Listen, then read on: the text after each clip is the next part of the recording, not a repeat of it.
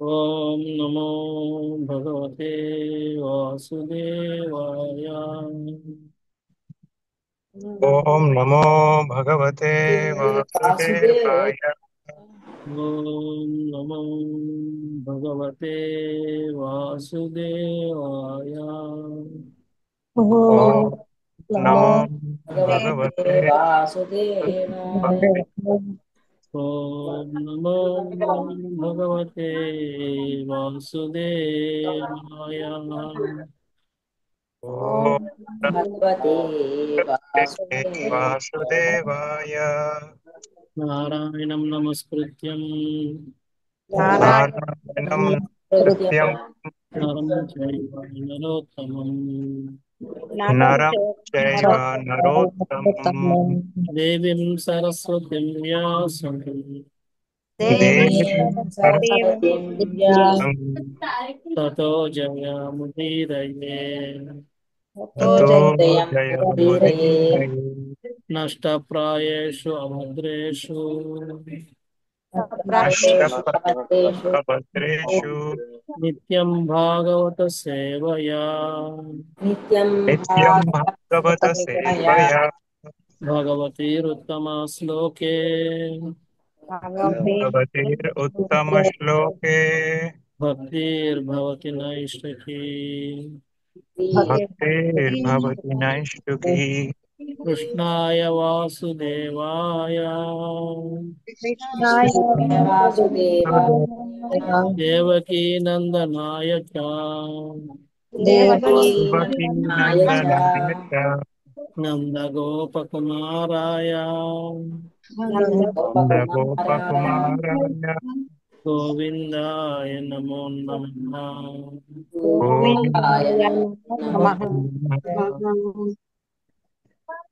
ॐ ज्ञानतिमिरान्धस्य ज्ञानाञ्जनशलाकया चक्षुरुन्मिलितं येन तस्मै श्रीगुरवे नमः।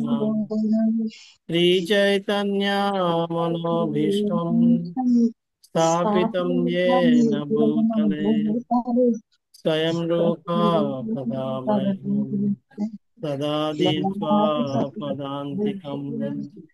वन्देऽहं श्रीगुरो श्रीयुतापतकमलं श्रीगुरुं वैष्णवांश्च श्रीरूपं साग्रजातां सहगना रघुनाथान्वितं तं सजीवं साद्वैतं सावधूतं परिजनासहितं कृष्णचैतन्यदेवं श्रीराधा कृष्णपदां सहगना ललिता श्रीविशाखान्वितांश्च।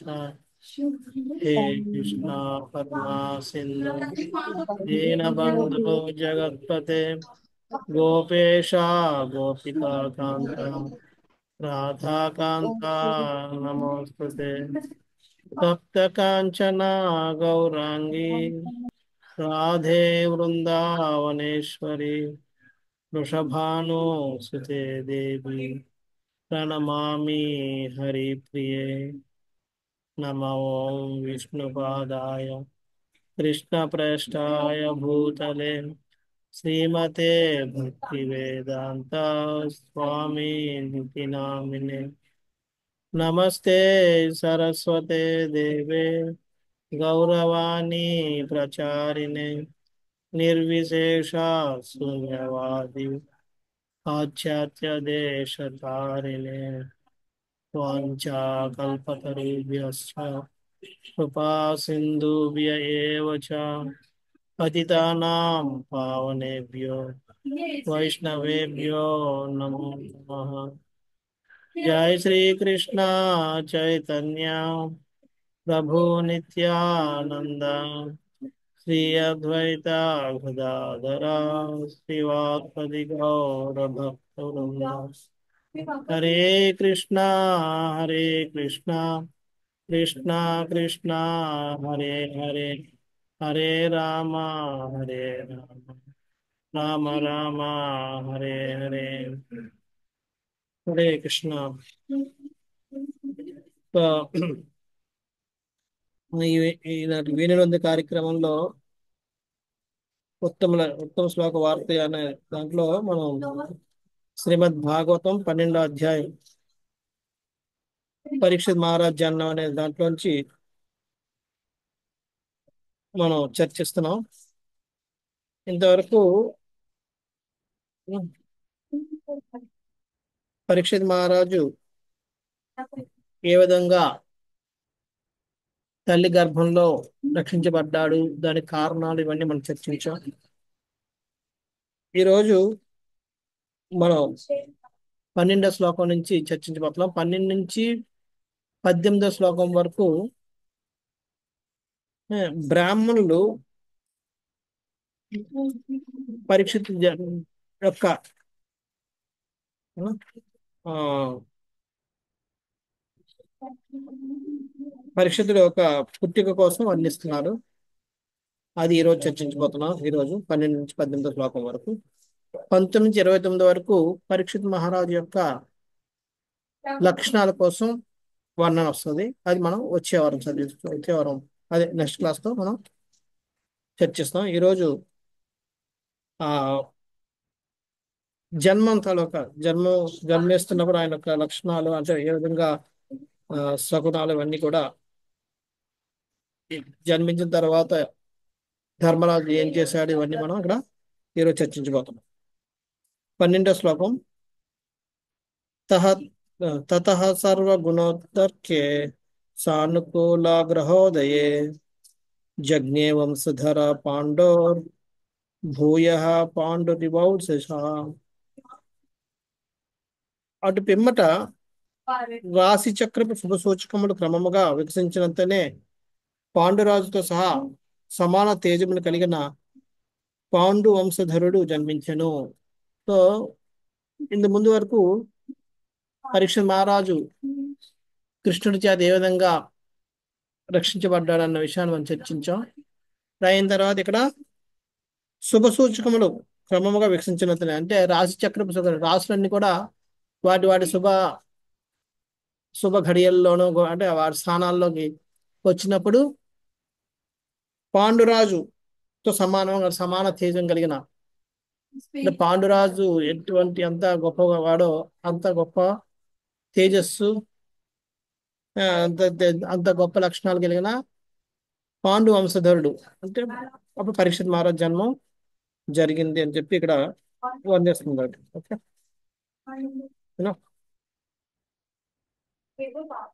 ఇక్కడ ప్రభుపాద వారి భాషలో ఏం చెప్తున్నారంటే,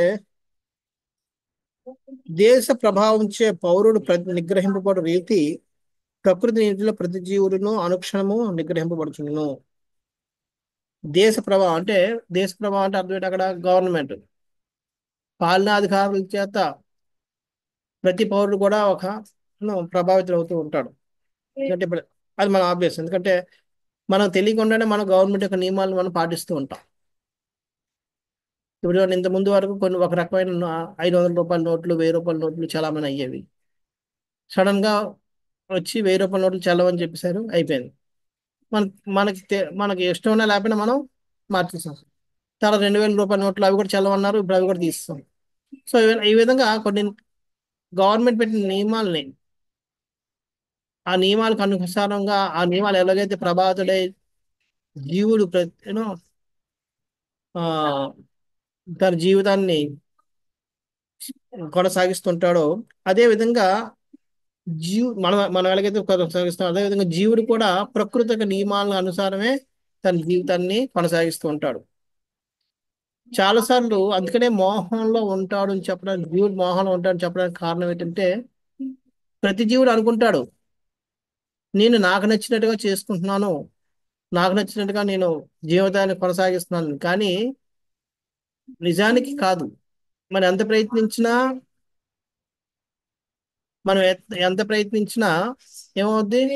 ప్రకృతి నియమాల అనుసారంగానే మనం నడుచుకోగలం. ప్రకృతి నియమాలకు వ్యతిరేకంగా మనం వెళ్ళలేం. మనం ఏదైనా ఒకటి సాధిస్తే అది మనం ఒక ఓకే నాకు నచ్చినట్టుగా నాకు ఈరోజు ఏదో ఒక ఆ, బిర్యానీ వండుకొని తినాలనుకున్నాం అనుకోండి. అది నాకు తినాలని ఉన్నప్పుడు మాత్రమే అది అది సాధ్యం అవుద్ది. తినాలని రాసి పెట్టకపోతే నేను ఎంత ప్రయత్నం చేసినా అది ఏదో విధంగా చెత్తగానే వస్తుంది, అది పాడైపోద్ది, తినకుండా అవుతుంది. లేదా అంత వండుకుంటున్నా ఆ తినే టైంకి నాకు ఏదో పని వచ్చి బయటికి వెళ్ళిపోవాల్సి వస్తుంది. ఏదో ఒక రకంగా నేను తినలేను. కానీ జీవుడు మోహంలో ఉండడం వల్ల ఏమనుకుంటాడు, నేను అనుకున్నాను కాబట్టి సాధించాను అనుకుంటాడు. కానీ కాదు. ఏదైనా ఒక విజయాన్ని మనం సాధించాము అంటే దాని వెనకాతల ప్రకృతి అది మనల్ని ఆ సాధించడానికి చేస్తుంది కాబట్టి మనం ఆ సాధించగలుగుతున్నాం. అంతే తప్ప ప్రకృతి నియమానికి వ్యతిరేకంగా వెళ్ళలేం. సంచేత ప్రకృతి ప్రతి జీవుడు అనుక్షణము నిగ్రహించబడుచుండును. ప్రతి క్షణం కూడా ప్రకృతి నియమాల చేత ప్రకృతి అంటే మనం నియంత్రించబడుతూ ఉంటాం. అది మనం కాదు, మనం వద్దనకన్నది అది. రాజ్యాంగ నియమాలను స్థూలంగా అనుకరించబడినవి కానీ ప్రకృతి మీద మన స్థూల అవగాహనకు అందని అంటివి కావున స్థూలముగా అనుభూతములు కాజాలవు. మనకి గవర్నమెంట్ రూల్స్ అని మనకు తెలుస్తూ ఉంటాయి. అంచేత మనం వాటిని నేను గవర్నమెంట్ చెప్పిన నడుచుకోవాల్సి వస్తుంది అని తెలుసుకుంటాం. కానీ ప్రకృతి నియమాలు అలాగా స్థూలంగా కనబడవు కాబట్టి మనం వాటికి అనుగుణంగా మనం నడుచుకుంటున్నాం అన్న విషయాన్ని మనం గ్రహించలేకపోతూ ఉంటాం. కానీ నిజానికి మనం ప్రకృతి నియమాలని ఉల్లంఘించి ఏమాత్రం కూడా మనం జీవితాన్ని కొనసాగించలేము. అది సంచేత ప్రతి కర్మయు మనకు బంధం కలుగుచేయు ఫలమునే సృష్టించిననియు మరియు యజ్ఞార్థమే కర్మ నొనరించు వారు తత్కర్మ ఫలములచే బంధితులు కారనియు భగవద్గీత 3.9 తెలుపుచున్నది. అంచేత మనం చేసే ప్రతి కార్యం కూడా మనకి ఆ, మనం ఏ కర్మ చేసినా సరే అది ఏదో ఒక కర్మ ఫలితాన్ని మనకి అందజేస్తూ ఉంటుంది. పాపమో పుణ్యమో భక్తో ఏదో ఒకటి. ఆ, అది ఏది చేయకుండా మనకి ఉండదు. అంచేత కానీ ఆ ఫలితాన్ని నుంచి మనం బయటపడాలి అంటే మనం ఏం చేయాలి? మనం చేసే కర్మలన్నింటినీ కృష్ణుడి కోసం చేస్తున్నాం అన్న దాన్ని మనం కృష్ణ ప్రీత్యార్థం మనం చెయ్యాలి. ఆ విధంగా మనం ఈ కర్మ నుంచి బయటపడతాం. అదే భగవద్గీత చెప్తారు 3.9 యజ్ఞ యజ్ఞ ఆ, యజ్ఞానార్థ్ యజ్ఞార్థాత్ కర్మణోన్యత్య లోకోయం కర్మబంధన తదర్థం కర్మ కౌంతేయ ముక్త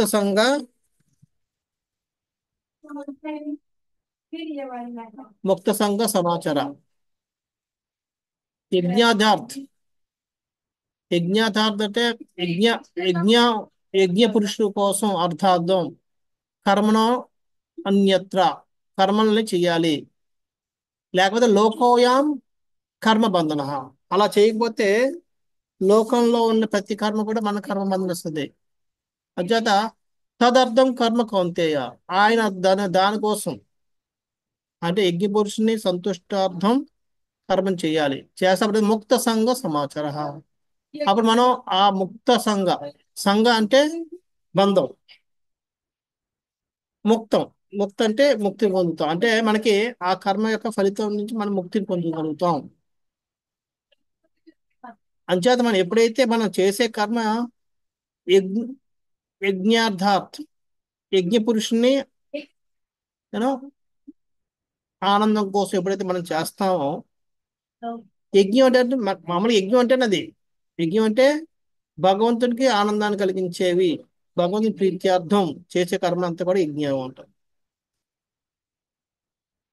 అంచేది ఎప్పుడైతే భగవంతుని ప్రీత్యార్థం మనం కర్మలు చేయడం మొదలు పెడతామో ఆ కర్మలు మనకి కర్మబంధాలని లేకుండా చేస్తాయి. లేకపోతే ప్రతి కర్మ కూడా మనల్ని కర్మబద్ధులనే చేస్తుంది. అయితే మంచి కర్మో లేదా చెడ్డ కర్మ అంటే పాపమో పుణ్యమో ఏదైనా, పాపమైనా కర్మబంధమే, పుణ్యమైనా కర్మబంధమే. ఇక దాన్ని అనుభవించడానికి దీని రెండింటికి కూడా మనం జన్మ తీసుకోవాలి. మళ్ళీ ఈ జన్మ తీసుకుంటే మళ్ళీ మనం మంచిగా ఉంటామని గ్యారంటీ లేదు, మళ్ళీ భక్తులు అవుతాం గ్యారంటీ లేదు, మళ్ళీ భక్తి చేస్తాం గ్యారంటీ లేదు, భగవద్ధాం మళ్ళీ వెళ్తాం గ్యారంటీ లేదు, అన్ని ఏమి ఉండవు. అంచేత మనం ఎప్పుడైతే భగవంతుడిని ప్రీత్యార్థం కర్మలు చేస్తామో మనం ఈ కర్మ బంధాల నుంచి దూరం అవుతుంటాం. కర్మలు చేస్తుంటాం కానీ కర్మ బంధం మనకి రాదు. ఆ విధంగా మన కర్మ నుంచి దూరం అవుతుంటాం. ఏ, అందుకని ఇక్కడ అతి సూక్ష్మమైన ప్రకృతి నియమం వలన మన దేహం అందరి ప్రతి భాగము తత్సంబంధిత నక్షత్ర ప్రభావమునకు లోనయ్యుండును. అట్టి గ్రహ నక్షత్ర ప్రభావం అనుసరించి తన చెరను అనుభవించటకే జీవుడు దేహమును పొందును. కనుకనే మానవుని భవిష్యత్తు జన్మ నక్షత్రమును బట్టి ధ్రువపరచబడి కృష్ణాదుని జ్యోతిష్కునిచ్చే జాతకము తయారు చేయబడుచుండును. మనం అందరం ఈ ప్రకృతి నియమాల ప్రకారం నడుచుకుంటూ ఉంటాం కాబట్టి ఏ, ప్రకృతిలో ఈ నక్షత్రాలు ఇవన్నీ ఉంటాయి కాబట్టి వాటి ప్రభావం కూడా ఉంటుంది కాబట్టి వాటి ప్రభావం అనుసారం మన ప్రవర్తన కూడా కొంతవరకు ఉంటుంది కాబట్టి ఈ జ్యోతిష్ శాస్త్రంలో ఆ నక్షత్రాలకు అనుగుణంగా క్యాలిక్యులేషన్ చేసి మన యొక్క భవిష్యత్తుని కొంతవరకు వాళ్ళు నిర్ణయించి చెప్తూ ఉంటారు. అయితే జ్యోతిష్ శాస్త్రాన్ని మనం ఎలా తీసుకోవాలి? సో ఒకసారి మా గురువు గారైన పరమ పూజ్య రాజనాథ్ మహారాజ్ గారిని ఒకరు ప్రశ్నించారు. మహారాజ్, మనం జ్యోతిష్ శాస్త్రాన్ని మనం ఏ విధంగా తీసుకోవాలి, మనం నమ్మాలా నమ్మకూడదా అని. ఆయన చెప్పారు, జ్యోతిష్ శాస్త్రం, జ్యోతిష్యం కూడా ఒక శాస్త్రం. శాస్త్రం అన్నాం కాబట్టి శాస్త్రాలు మనం నమ్మమని చెప్పడానికి లేదు. మరి అలాగని చెప్పి మరి భక్తులందరూ మరి దాని మీద ఆధారపడాలా? కాదు. ఆయన ఏం చెప్పారంటే, ఇప్పుడు మనకి ఈ జ్యోతిష్ శాస్త్రం అనేది ఒక వార్నింగ్ లాంటిది, వార్నింగ్ ఇస్తుంటారు. అంతేగాని దాని ఉద్దేశం ఏంటంటే అలాగే జరుగుతుందని కానీ అదే జరుగుతుందని కానీ చెప్పడం కాదు. ఇప్పుడు ఎలాగంటే మనకి ఈ పర్యావరణ శాఖ ఉంది. పర్యావరణ శాఖ ఏం చేస్తుంది? ఓకే, పర్యావరణ శాఖ లేదు, మెట్రాలజీ అంటే ఏమంటారు దాన్ని? పర్యావరణ శాస్త్రం కాదు, పర్యావరణం అంటే అట్మాస్ఫియర్ కదా, వాతావరణ శాస్త్రం. వాతావరణ శాఖ. అది మెట్రాలజీ డిపార్ట్మెంట్ ఉంటారు కదా, అంటే వర్షాలు వస్తాయని చెప్పి ప్రిడిక్షన్ చేస్తారు. వెదర్ రిపోర్ట్ ఎప్పుడు? Weather report. Weather report, weather forecast చేస్తుంటారు. తెలుగులో ఏమంటారు అది? వాతావరణ వాతావరణ శాఖనా? శాస్త్రం. ఓకే, ఏదో ఒకటి. అది ఏమవుతుందంటే దాన్ని వాళ్ళు చెప్తారు, ఇక వచ్చే 24 గంటల్లో భారీ వర్షాలు, మెరుపులు, ఉరుములతోటి గాలులు వీచే అవకాశాలు ఉన్నాయని చెప్పి. కానీ చాలాసార్లు వర్షాలు పడవు, చాలాసార్లు పడుతూ ఉంటాయి కూడా. దానివల్ల చెప్పడం వల్ల మనకేంటి, మనం కొద్దిగా అప్రమత్తంగా ఉంటాం. అందుకని మనం అప్పుడు వర్షాలు పడతాయట, మనం వెళ్ళొద్దులేండి బయటికి, లేదంటే మేఘాలు ఉన్నాయి వర్షం పడుతుంది రిపోర్ట్ కూడా వచ్చింది కాబట్టి మనం వెళ్ళొద్దు. మనం ఒక జాగ్రత్తలో మనం ఉంటాం. అంటే వర్షాలు పడినా మనం ఇబ్బంది పడకుండా కొన్ని జాగ్రత్తల్లో ఉంటాం. కానీ పడవచ్చు పడకపోవచ్చు. చాలాసార్లు ఏమవుతుందంటే ఆ తుఫాను, అల్పపీడనం పలానా బంగాళాఖాతంలో ఏర్పడ్డది, అది మచిలీపట్నం దాటుతుంది, లేదంటే విశాఖపట్నం దాటుతుంది, లేదా అలా అంటుంటారు. కానీ అది అలా మారిపోతూ ఉంటది. ఏ విశాఖపట్నం దాడుతుంది అంటే చెన్నైకి వెళ్ళిపోతుంది, చెన్నైలో దాడుతుంటే కలకత్తా వెళ్ళిపోవచ్చు, వెంటనే వెళ్ళిపోవచ్చు. కానీ ఒక హెచ్చరిక ఇచ్చినప్పుడు అక్కడ ఉన్న వాళ్ళు ఒకవేళ వచ్చినా సరే ఎక్కువగా నష్టపోకుండా జాగ్రత్తగా ఉంటారు. కొన్నిసార్లు అది నిజం అవ్వచ్చు, కొన్నిసార్లు అవ్వకపోవచ్చు. సో అదే విధంగా ఈ జ్యోతిష్ శాస్త్రం అన్నది కూడా మనం పుట్టినప్పుడు నక్షత్రాలు ఉన్న స్థానాలను బట్టి, అవి పనిచేసే విధానాన్ని బట్టి మన జీవితంలో కొన్ని జరిగే అంశాలని వాళ్ళు యూనో క్యాలిక్యులేట్ చేసి చెప్తారు. దాని ఉద్దేశం ఏంటంటే అలాగే జరుగుతుందని మాత్రం కాదు. ఎందుకంటే ఇప్పుడు చూడండి, ఒకే సమయంలో ఇద్దరు పుడతారు. ఇద్దరు ఇది మనకి మామూలు చూసుకుంటే ప్రపంచం మొత్తం మీద ప్రతి క్షణానికి ఆరుగురు ఎంతమంది పుడుతున్నారు అనుకుంటా. అంటే ఆరుగురు అదే క్షణంలో పుడుతున్నారు కదా. అంటే ఆరుగురిలోనూ కూడా ఒకే రకమైన గ్రహ ప్రభావం ఉండొచ్చు. సో ఆరుగురు జీవితాలు ఒకలాగే ఉండాలి, మరి ఆ లెక్కకి వస్తే. కానీ ఆరు జీవితాలు ఒకలాగే ఉండవు. ఎందుకంటే వాళ్ళ కర్మ ప్రభావం కూడా ఉంటాం కాబట్టి. ఎస్, నక్షత్ర ప్రభావం ఉన్నప్పటికి కూడా కర్మ వలన కూడా ఈ రెండు మిక్స్ అవుతుంది కాబట్టి ఆ మిక్సర్ అయ్యేటప్పటికి ఆ జీవితమే వేరే అయిపోద్ది. ఎలాగంటే రెండిట్లోనూ పంచదార నీళ్ళల్లో పంచదార కలపడమే, కానీ ఎంత కలుపుతున్నావు అన్న దాన్ని బట్టి నీ తన టేస్ట్ మారిపోతుంటది, అవునా కదా. సో అదే విధంగా నక్షత్ర ప్రభావం ఉంది, కర్మ ఉంది. ఈ రెండు మిక్స్ అయినప్పుడు కర్మ వేరు కాబట్టి నక్షత్ర ప్రభావం అదే అయినప్పటికీ, నీళ్ళు అవే అయినప్పటికీ వేసే షుగర్ మారిపోతుంది కాబట్టి, దాన్ని బట్టి తీపిదనం మారిపోతుంది కాబట్టి, ఆ ఆ నీటి తాలూకా లక్షణం మారిపోతుంది కాబట్టి, అదే విధంగా నక్షత్ర ప్రభావం అదే ఉన్నప్పటికీ కూడా కర్మ ప్రభావం వల్ల ఎవరి జాతకాలు అలాగా ఉంటాయి. కానీ జ్యోతిష్ శాస్త్రం మాత్రం ఏం చెప్తాడు, ఈ నక్షత్ర ప్రభావాన్ని బట్టే చెప్తారు వాళ్ళు. ఇలా జరగచ్చు, ఇలా జరగచ్చు, ఇలా జరగచ్చు, ఇది అవ్వచ్చు, ఇది అవ్వకపోవచ్చు, ఇలా ధనం కానీ కానీ దాని కర్మఫలం జోడించినప్పుడు అవి వేరే విధంగా మారుతాయి. సంచేత ఇవన్నీ జ్యోతిష్ శాస్త్రం అనేది ఒక హెచ్చరిక అని చెప్పి మా గురువు గారు చెప్పి అది చాలా చక్కగా వివరించారు. అంటే జ్యోతిష్ శాస్త్రాన్ని మనం కాదని అనలేము, అవునని కూడా నమ్మలేము, రెండు. సో అంచేత ఇక్కడ ప్రభుత్వం చెప్తున్న వాస్తవానికి ఇది ఒక గొప్ప శాస్త్రము, జ్యోతిష్ శాస్త్రం కదా. దుర్వినియోగపరిచినంత మాత్రమే శాస్త్రమైన వ్యర్థము కాబోదు. పరీక్షిత్ మహారాజు లేదా చివరకు దేవదేవుడు కూడా ఒకనొక శుభ నక్షత్రం మీద జన్మించిరి. ఆ విధముగా శుభ నక్షత్రం నందు జన్మించినప్పుడు దేహంపై అనుకూల ప్రభావం కలగగలదు. భగవానుడు భౌతిక జగత్తును అవతరించిన సమయంలో అత్యంత శుభ నక్షత్రము ఏర్పడగలదు. సో ఇలాగా మనం మనం జన్మించినప్పుడు ఒక నక్షత్ర ప్రభావం అనేది మన మీద ఉంటుంది అన్నది మనం తెలుసుకోవాలి.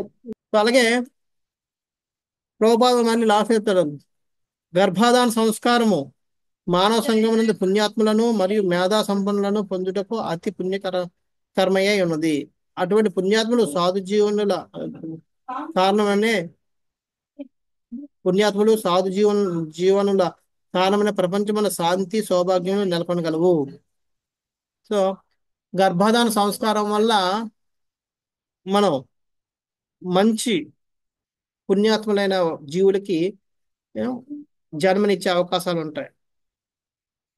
అంచేత అటువంటి పుణ్యాత్ములు లేదా సాధు జీవుల వల్ల మాత్రమే ఈ సమాజంలో శాంతి సౌభాగ్యాలు నెలకొంటాయి. అది వర్ణ సంకరకి దారి తీయదు. వర్ణ సంకరం అంటే ఏంటంటే ఈ గర్భధారణ సంస్కారం పాటించకుండా పిల్లల్ని కన్నవే. ఒక విధంగా చూసుకుంటే మనందరం వర్ణ సంకరం వాళ్ళమే. మన తల్లిదండ్రులు తెలుసో తెలియదు గర్భధారణ అంటే ఆ టైంలో. సంచేత అవాంఛితులైనట్టి మైథున భోగరత అసాధు ప్రజా సమూహము వల్లనే ప్రపంచమును నరకము సంక్షోభము నెలకొని ఉన్నవి. ఎవరైతే అవాంఛితులైన అంటే వర్ణ సంకరమైన వాళ్ళు జన్మించడం వల్లే ఈ ప్రపంచంలో నరకం సంక్షోభాలు అనేవి ఏర్పడుతూ ఉన్నాయి. అంచేత మనం ఈ గర్భధారణ సంస్కారాన్ని మనం పాటించడం వల్ల కొంత మనం ప్రపంచ శాంతి తీసుకురావచ్చు, మిగతాదంతా కాకపోయినా సరే. దాని మీద ఈ ఆధ్యాత్మిక చింతన శిక్షణ మనకి ఇస్తే ఇంకా ఆ జీవి ఖచ్చితంగా మంచి సాధు జీవుడే ఉంటాడు. అటువంటి సాధు జీవులతో మనం పుట్టిస్తే ప్రపంచం అంతా సుఖమయం అయిపోద్ది, శాంతిమయం అయిపోద్ది, సౌభాగ్యమయం అయిపోద్ది. అంటే ఏం చేయకుండానే మన ప్రపంచ శాంతిని మనం నెలకొల్పచ్చు. అది లేకుండా మనం ఎన్ని ప్లాన్లు చేసినా సరే అవన్నీ ఫెయిల్ అవుతుంటాయి. ఇప్పుడున్న ప్రపంచంలో సుఖశాంతుల కోసం ఎన్నో రకాలైన ప్లానింగ్లు జరుగుతున్నాయి, ఎన్నో రకాల సదస్సులు జరుగుతున్నాయి, ఎన్నో రకాలైన ఆ, ఆ, ప్రయత్నాలు జరుగుతూ ఉన్నాయి. అవన్నీ విఫలం అవడానికి కారణం ఏంటంటే ఎవరు కూడా ఈ సాధు జీవుల్ని అక్కడ పుట్టించడం లేదు, పుట్టించిన ప్రయత్నం జరగడం లేదు. రాక్షసులకి జన్మనిచ్చేటట్టుగా వాతావరణం కల్పించి దేవతా గుణాలు కావాలంటే ఎక్కడ వస్తాయి? ఉం? చూడండి, కశ్యపుడు మునికి లాంటి మహామునికే హిరణ్యకశ్యపుడు 20 లక్షలు లాంటి దుర్మార్గులు పుట్టారు. ఎందుకని? ఆ గర్భధాన సంస్కారం పాటించకపోవడం వల్ల. అంచేత ఎంత మంచివాడైనా సరే, సంస్కారవంతుడైనా సరే, ఈ సంస్కృతి సంస్కారాలను పాటించకపోతే, నియమనిష్టలు పాటించకపోతే వాళ్ళ సంతానం ఎప్పుడు కూడా ఆ, లోకకంటక లోకకంటకులైన సంతానమే పుడతారు. నరకాన్ని అంటే అశాంతిని, ఆ, వాళ్ళ అశాంతి మొదలు వచ్చింది ప్రపంచం అంతా. అశాంతి నెలకొల్పే వాళ్ళే వస్తారు. సో అంతేకాదు గర్భధాన సంస్కారం అనేది ఎంతో ఇంపార్టెంట్, ఎంతో అవసరమైనది. దాని ఒక ద్వారా మనం సమాజాన్ని చాలా మటుకు మార్చవచ్చు, ఎటువంటి ప్రయత్నం లేకుండా. ఇంకా తర్వాత తస్స ప్రియతమనారాజ విప్రయధ్వమ్య కృపాదిభి జాతకం కారయామాస వాచయిత్వా చ మంగళం. సో ఇక్కడ బ్రాహ్మణులు వారి యొక్క శుద్ధీకరణ అంటే వారి యొక్క ఈ పవిత్ర సంస్కారాలన్నింటినీ బ్రాహ్మణులు చేయాలి. దానికి విధంగానే ఇక్కడ చేస్తున్నారు. పరీక్షిత్ జననం వచ్చే మిగులు ప్రీతి చెందిన ఆ ధర్మరాజు అతని జాతక సంస్కారం జరిపాను. ఇక్కడ జాతక సంస్కారం. సో ఇవన్నీ ప్రతి వ్యక్తి కూడా కొన్ని సంస్కారాలకి you know, కనీసం 10 సంస్కారాలు అనుకుంటాం ఒక మనిషి వెళ్ళాలి. ఫస్ట్ సంస్కారం గర్భధాన సంస్కారం, అంటే పెళ్లి పుట్టడానికి ముందే స్టార్ట్ అవుద్ది, అది జరగాలి. దాని తర్వాత బారసాల సంస్కారం, తర్వాత పుట్టిన తర్వాత జాతక సంస్కారం, తర్వాత నామకరణ సంస్కారం నాలుగవది, ఐదవది ఏ, ఆ, అన్నప్రసన్న సంస్కారం, ఆరోది విద్యాభ్యాస సంస్కారం, ఏడవది జన్యు ద్విజ సంస్కారం, ఎనిమిదవది వివాహ సంస్కారం, ఏ, తొమ్మిదవది ఆ, ఇంకేముంది మధ్యలో,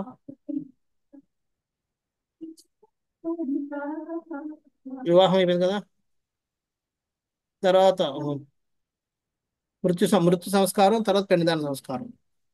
గర్భధాన ఆ? ఆ? వివాహం అయిపోయిన తర్వాత గర్భధాన గర్భధారణ అది మనకు మన నెక్స్ట్ కాదు, నెక్స్ట్ వాళ్ళకి కాదు అది. సో అంచేత మృత్యు అంటే చనిపోయినప్పుడు, తర్వాత పిండదాన సంస్కారం. ఈ 10 సంస్కారాలు ఒక జీవుడు వెళ్ళాలి. ఒక జీవుడికి జరగాల్సిన సంస్కారాలు ఇవన్నీ కనీసం. సో అంచేత ఈ సంస్కారాలు ఎప్పుడైతే జరుగుతాయో అప్పుడు ఆ జీవుడు సంపూర్ణ మానవుడిగా లెక్క. మరి అనొచ్చు కొంతమంది శూద్రులకి మరి ద్విజ సంస్కారం ఉండదు కదా అని. అందుకనే ప్రతి ఒక్కరు కూడా జన్మతో, అందుకని ఇప్పుడు లెక్క ప్రకారం ఏంటి, శూద్రుడు జన్మలో పుట్టాడు కాబట్టి వాళ్ళకి ఇంకా జన్యు వేసుకునే సంస్కారం ఉండదు. అంచేది ఈ 10 సంస్కారాల్లో అది ఒక సంస్కారం ఉంటే ఉండదు, అలా ఉండడానికి లేదు. ఎందుకంటే ప్రతి ఒక్కడు ఈ 10టికి అర్హుడే. ఆ లక్షణాలను బట్టి మనం ఆ సంస్కారాన్ని మనం చేయించుకుంటాం.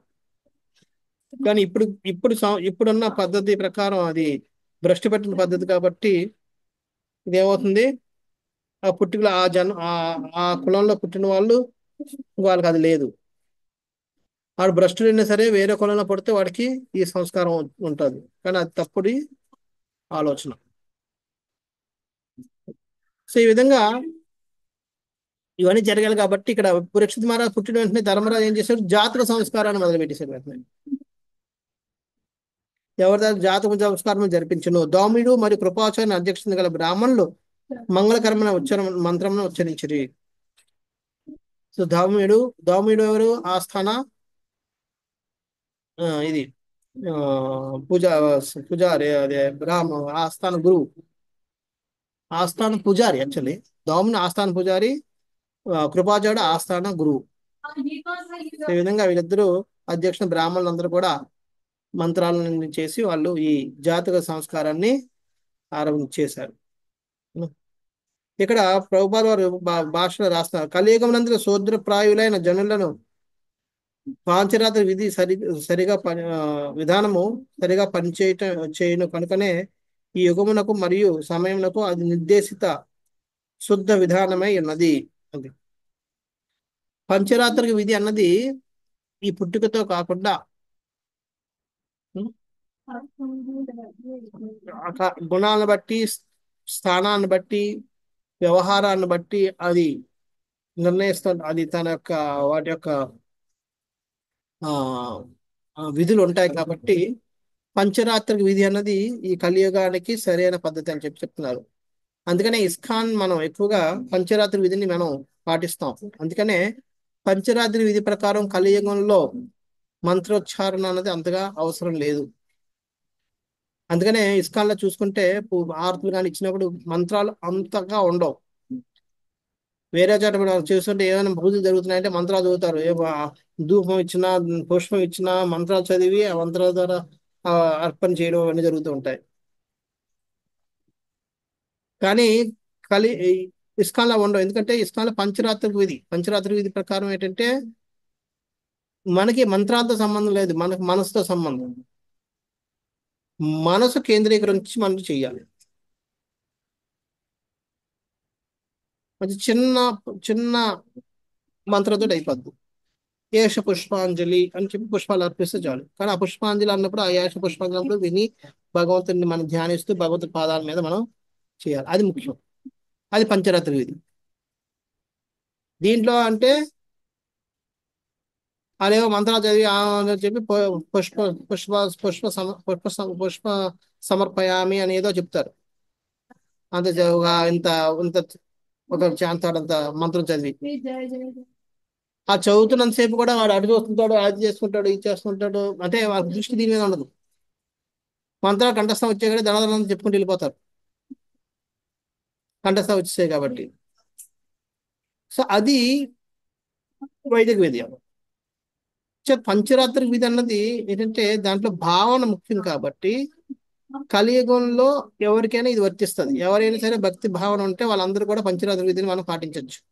అందుకని ప్రభుపాద రాస్తున్నారు, కలియుగం నందు శూద్రుడు అంటే కలో శూద్ర సంభవ అంటారు. కలియుగంలో ప్రతి ఒక్కరు కూడా పుట్టుకతోటి శూద్రుడు.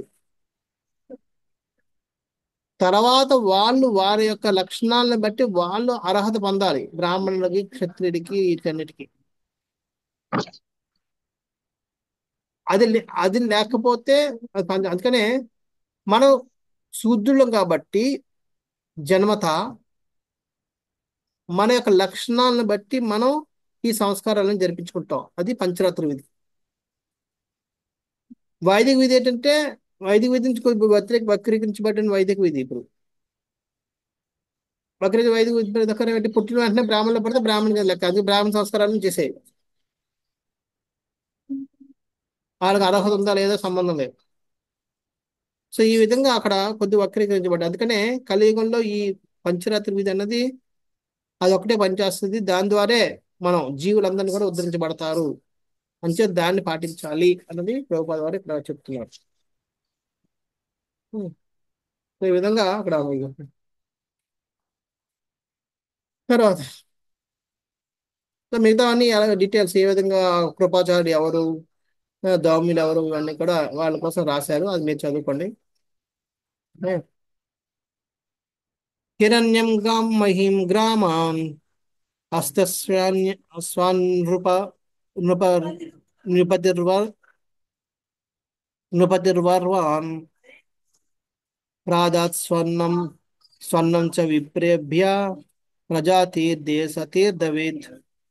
నేను ఎక్కడ ఎప్పుడు ఏ విధంగా దానము నొసగవలనో ఎరిగినట్టి ధర్మరాజు ఆ విధంగా పుత్రుడు ఉదయించినంతట బంగారమును భూమిని గ్రామములను గజములను అశ్వములను మంచి ధాన్యమును బ్రాహ్మణులకు దానముగా నొసగను. హిరణ్యం గాం, గాం అంటే గోవులు, మహీం అంటే భూమి, ఏ గ్రామాన్ అంటే గ్రామములు, హస్తి అంటే అస్థి అంటే ఏనుగులు, అశ్వన్న అశ్వ అశ్వ అంటే ఆ, గుర్రాలు, నృపతి స్వరాన్, నృపతి అంటే రాజు, రుణు అంటే ప్రజలని, ప్రజలకు పతి, ప్రజలకు పతి అంటే రాజు. రాజు వరాలు ఇచ్చాడట. అవును. సో సో ఈ విధంగా మనకి అందరికి ఒకటే ఇవ్వలేదు. చూడండి, అక్కడ వచ్చిన వాళ్ళు బ్రాహ్మణులు చాలా మంది ఉండి ఉండొచ్చు, కానీ అందరు బ్రాహ్మణులకి ఒకటే ఒకటే దానం ఇవ్వలేదు. సో అందుకని ఇక్కడ చెప్తారు, ఎక్కడ ఎప్పుడు ఏ విధంగా దానం మోసగవలనో ఎరుగునట్టి ధర్మరాజు. అంటే ధర్మరాజు కూడా ఎవరికి ఏ విధంగా ఇవ్వాలో ఆ విధంగా ఇచ్చాడు. కొంతమందికి భూమి ఇచ్చాడు, కొంతమంది గ్రామాలు ఇచ్చాడు, కొంతమంది ఏనుగులు ఇచ్చాడు, కొంతమంది అశ్వాలు ఇచ్చాడు. ఎవరికి ఏ విధంగా ఇవ్వాలో ఆ విధంగా వాళ్ళకి నేను ఇచ్చి, కొంతమంది ధాన్యం ఇచ్చాడు. ఈ విధంగా దాన ధర్మాలు ఆయన చేశాడు. హరే కృష్ణ ప్రభుజీ.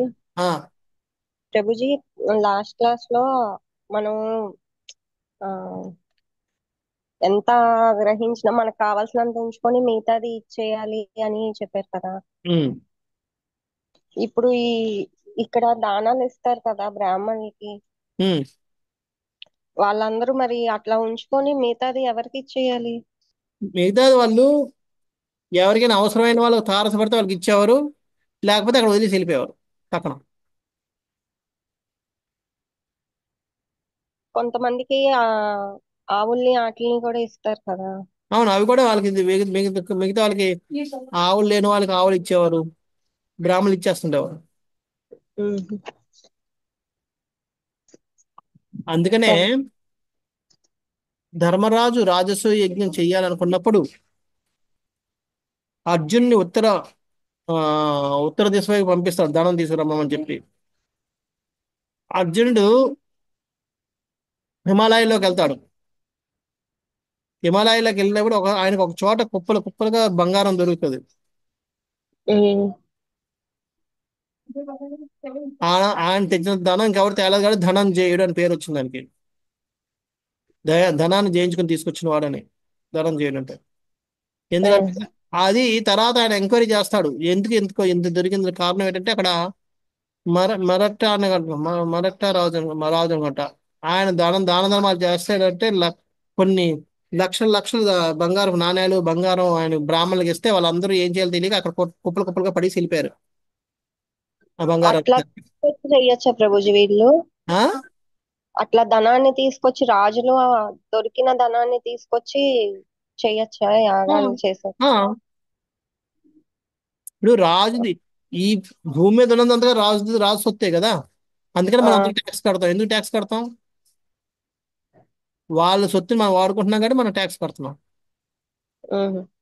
పన్ను ఎందుకు కడతాం? ఇంటి పన్ను కానీ ఇవన్నీ ఎందుకు కడుతున్నాం? మనం ఇల్లు కట్టుకున్నాం, మన జగ కొనుక్కున్నాం, మళ్ళీ ఇంటి పన్ను మళ్ళీ గవర్నమెంట్ ఎందుకు కట్టాలి? ఎందుకంటే ఒరిజినల్గా అది జగ గవర్నమెంట్ది, మనం వాడుకుంటున్నాం కాబట్టి మనం దాన్ని కట్టాలి పన్ను. సో ఇది చేత అదంతా వాళ్ళదే.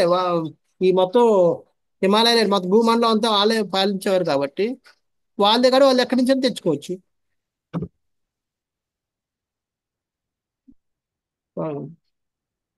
Thank you. ఓకే. అంచేత ఇక్కడ ప్రభుపాలు వారు రాస్తున్నారు, కేవలం బ్రాహ్మణులు సన్యాసులే గృహస్థుల నుండి దానమును స్వీకరించుటకు అర్హులై ఉన్నారు. అంచేత దానాన్ని ఇవ్వడం ఒక వంతు అయితే గ్రహించడం కూడా ఇంకొక వంతు. అర్హత లేని వాడికి మనం ఇస్తే ఎలాగైతే ఫలితం రాదో, అలాగే అది అర్హత లేని వాడు గ్రహించడం వల్ల కూడా వాడికి నష్టం కలుగుతుంది. భగవద్గీతలో మనకు చెప్తారు మూడు రకాల దానాలు: సత్వగుణం, రజోగుణం, తమోగుణ దానాలు. తమోగుణ దానం అంటే అర్థం ఏంటి? అర్హత లేని వాడికి అనుకూల అనుకూ అనను అను ఆ, అనుకూలంగా లేని సమయంలో నేను అనుకూల అననుకూల పరిస్థితుల్లో మనం దానం చేస్తే అది తమోగుణపు దానం. ఉచిత అర్హత లేని వాడికి మనం దానం ఇస్తే ఎలాగైతే మనకి ఫలితం రాదో, అలాగే అర్హత లేని వాడు గ్రహించినప్పుడు కూడా అది ఆడికి మేలు చేయదు, కీడు చేస్తుంది. అందుకనే ఇచ్చేవాడికి అంతే ఎలాగైతే ఆలోచించాలో, తీసుకునేవాడు కూడా అలాగే ఆలోచించాలి, నాకు అర్హత ఉందా లేదా అని. లేకపోతే ఏమవుతుందంటే అది రెండు విధాలు ఇద్దరికి చెడు చెడు కలిగేస్తుంది. అందుకని ఇక్కడ ప్రభుపాద అంటున్నారు, కేవలము బ్రాహ్మణులు సన్యాసులు మాత్రమే. అందుకనే చాలా నియమాలు ఉన్నాయి దానాన్ని స్వీకరించినప్పుడు కూడా. ఎవరైనా ఒక ఎవరైనా సరే దానాన్ని స్వీకరిస్తే వెంటనే అది గురువుకి ఇచ్చేయాలి. ఆ స్వీకరించడం కూడా గురువు గారి తరపున స్వీకరించాలి తప్ప తన తరపున తన కోసం స్వీకరించకూడదు. అలా స్వీకరిస్తే ఏమవుద్ది, కర్మ అంతా ఆయనకు వస్తుంది. ఎప్పుడైతే గురువు గారి తరపున నేను స్వీకరిస్తున్నాను భావంతో స్వీకరించి తీసుకెళ్ళి అది గురువు గారికి ఎప్పుడైతే అప్పచెప్తాడో తనకి ఎటువంటి కర్మ ఉండదు. అప్పుడు గురువు గారు నిర్ణయిస్తాడు దాన్ని ఏం చేయాలన్నది. అందుకనే దేశంలో ఉన్న సంపదని ఏ విధంగా ఖర్చు పెట్టాలన్నది రాజు ఒక్కడే నిర్ణయించుకోగలడు, వేరే వాళ్ళు ఎవరు నిర్ణయించడానికి లేదు.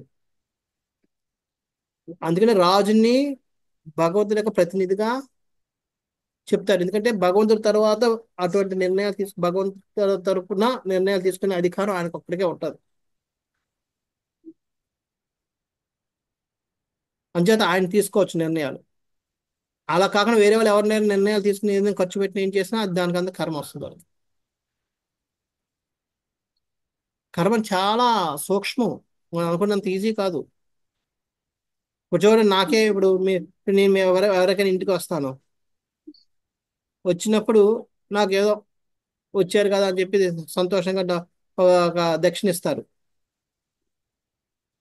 దాన్ని నేను ఖర్చు పెట్టుకుంటే నాకు కర్మ వస్తుంది. మీరు దానం ఇవ్వడం ద్వారా మీరు కొంత కర్మను మీరు వదిలించుకున్నారు. గృహస్థులకి దానం ధర్మం చేయడం ద్వారా ఎంత ఇచ్చారో అంతకి దానికి దానికి డబుల్ త్రిపుల్ అంటే అవసరాన్ని బట్టి అది ఏ విధంగా ఉపయోగపడ్డది దాన్ని బట్టి అన్ని రెట్లు అక్కడ శుద్ధీకరణ అయిపోద్ది. కానీ మరి ఆ కర్మ అంతా ఎక్కడికి వెళ్ళిపోద్ది, మీకు తగ్గిపోతుంది. మరి ఆ కర్మ ఎక్కడికి వెళ్తుంది, నాకు ఎవరైతే స్వీకరిస్తున్నా వాళ్ళకి వస్తుంది. ఇప్పుడు నేను అది నాకు ఇచ్చారు కదా, నేను దాన్ని ఖర్చు పెట్టాను అనుకోండి, ఆ కర్మ నేను తీసుకోవాలి. అప్పుడు నేనేం చేయాలి, దాన్ని తీసుకెళ్ళి మందిరంకి ఇవ్వాలి. కానీ మందిరికి మీ అవసరాలు కూడా ఉంటాయి కదా ప్రభుజీ. ఆ ఇప్పుడు కొంచెం మీకు కూడా అవసరం అయింది కదా. అది అవసరమైనా సరే మందిరం బట్టి మందిరం నుంచి తీసుకోవాలి నేను. ఆ, ఇప్పుడు అదే ఇప్పుడు చూడండి, ఓకే, నాకు ఇప్పుడు అవసరమా లేదంటే నేను రేపు మాకు మీరు ఎవరో ఒకరు 1000 రూపాయలు ఇచ్చారు. నేనేమనుకున్నానంటే ఒక 1000 రూపాయలు కదా, కొంచెం మంచి వాళ్ళ మందిరంకి ఎలాగో భగవంతుడికి జ్యువెలరీ కొందాం, మంచి మంచి ఆభరణాలు కొందాం అని 1000 రూపాయలు పెట్టి ఆభరణాలు కొనేసి తీసుకెళ్ళిపోయాను. నేను ఖర్చు పెట్టింది భగవంతుడి కోసమే, అయినా సరే ఆ కర్మ నాకే వస్తుంది. ఎందుకని ప్రభుజీ అలాగా? ఎందుకంటే అది నిర్ణయించే అధికారం నాకు లేదు. నేను టెంపుల్ ప్రెసిడెంట్ కాదు. ఆ, రాజుకు ఉంటది అన్నారు కాబట్టి ఆ అలా తప్పు చెప్తాను. ఆయన నిర్ణయించాలి. ఆయన నిర్ణయం లేకుండా నేను చేశాను కాబట్టి ఆ కర్మ నాది. ఒకవేళ అప్పుడు నేనేం చేయాలి, వెంటనే ఫోన్ చేసి లేకపోతే అది ఆ టెంపుల్ ప్రెసిడెంట్ని ఇలాగ వచ్చేయండి, నేను కొనాలనుకుంటున్నాను, ఓకేనా, ఆయన ఓకే అంటే అప్పుడు నాకు లేదు ఆ కర్మ.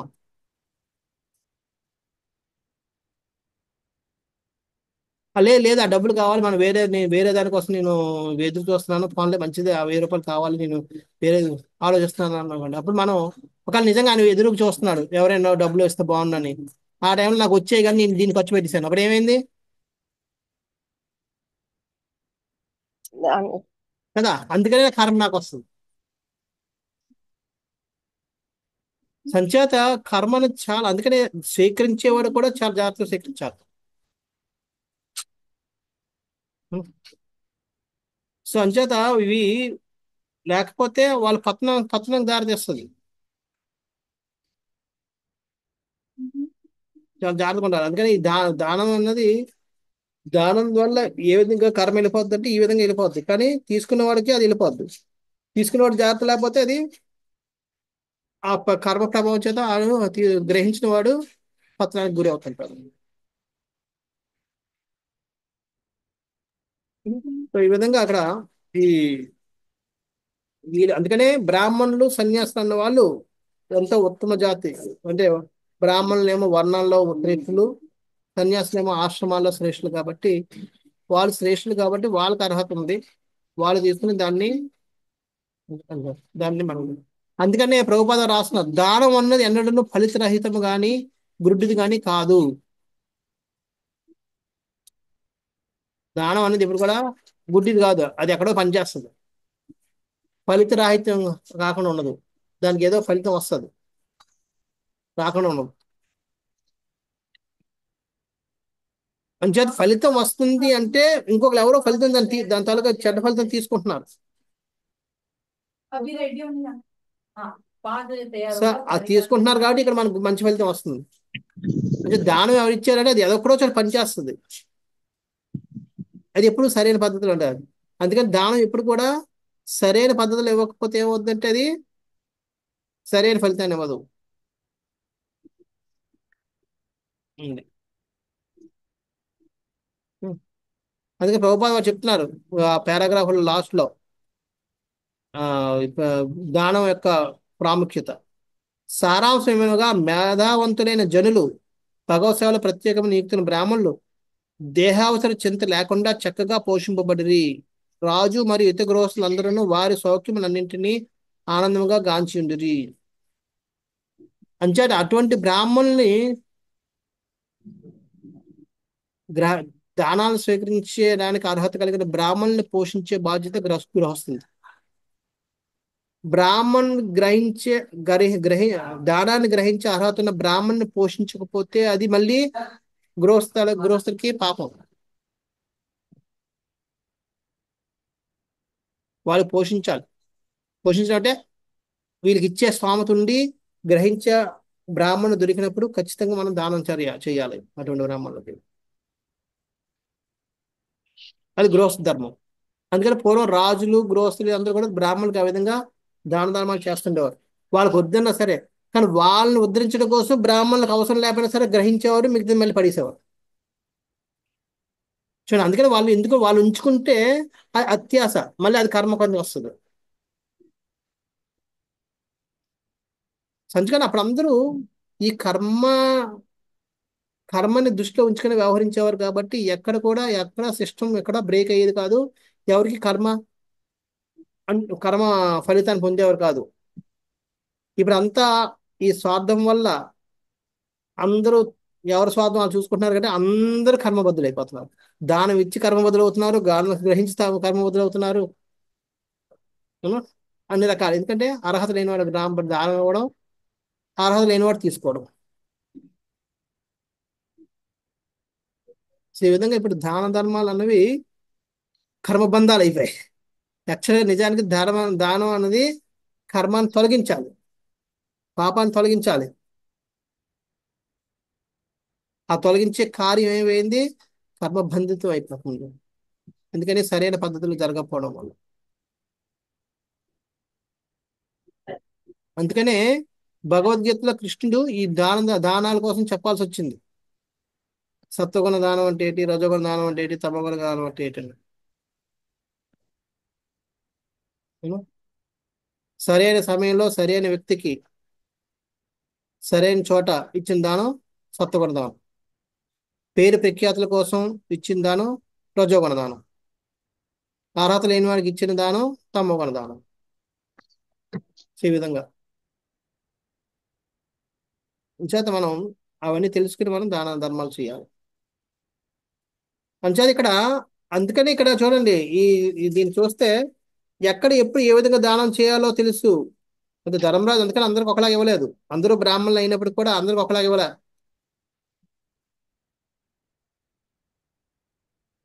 అది ఆయనలో ఉన్న అంటే దానం చేసేవాడు కూడా తెలుసుకోవాలి ఎలా చేయాలన్నది. సో ఈ విధంగా మనం జాగ్రత్తగా దాన ధర్మాలు ధర్మరాజు వాళ్ళ యొక్క బ్రాహ్మణుల యొక్క అర్హతను బట్టి ఆయన దాన ధర్మాలు ఇచ్చాడు. తర్వాత తముచ్చూర్ బ్రాహ్మణాస్తుష్ట రాజానం ప్రసయాన్వితం ఏష హ్యస్మిన్ ప్రజాతంతో పురాణం పౌరవర్షభ. ధర్మరాజు వచ్చుకున్న దానములచ్చే సంతృష్టి చెందిన బ్రాహ్మణులు అతన్ని పురుశ్రేష్ఠునిగా సంబోధించి అతని పౌత్రుడు నిక్కముగా పురువంశమునకు తగినటువంటి కాగలడని పలికిరి.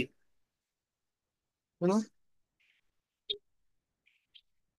తం ఉచ్చు బ్రాహ్మణ. తం ఉచ్చుహు అంటే మాట్లాడడం. ఉ- భగవాన్ వాచ ఉచ ఉవాచ అని చెప్పి నుంచి అనిపిస్తుంది. అవునా? చెప్పడం. బ్రాహ్మణ ఎవరు? బ్రాహ్మణ తుష్ట. తుష్ట బ్రాహ్మణ తుష్ట. తుష్ట అంటే సంతోషం, సంతుష్ట. తుష్టంతిచ రమంతిచ అని చెప్తారు. తుష్టంత అంటే సంతృప్తి చెందడం.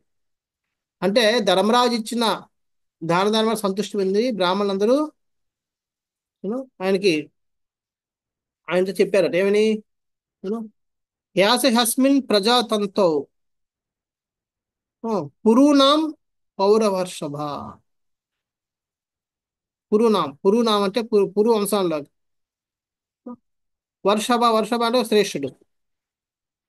పౌరవర్షభ అంటే పురు వంశములో శ్రేష్ఠుడిగా మారుతాడు మీ కుర్రవాడు అని చెప్తాడు.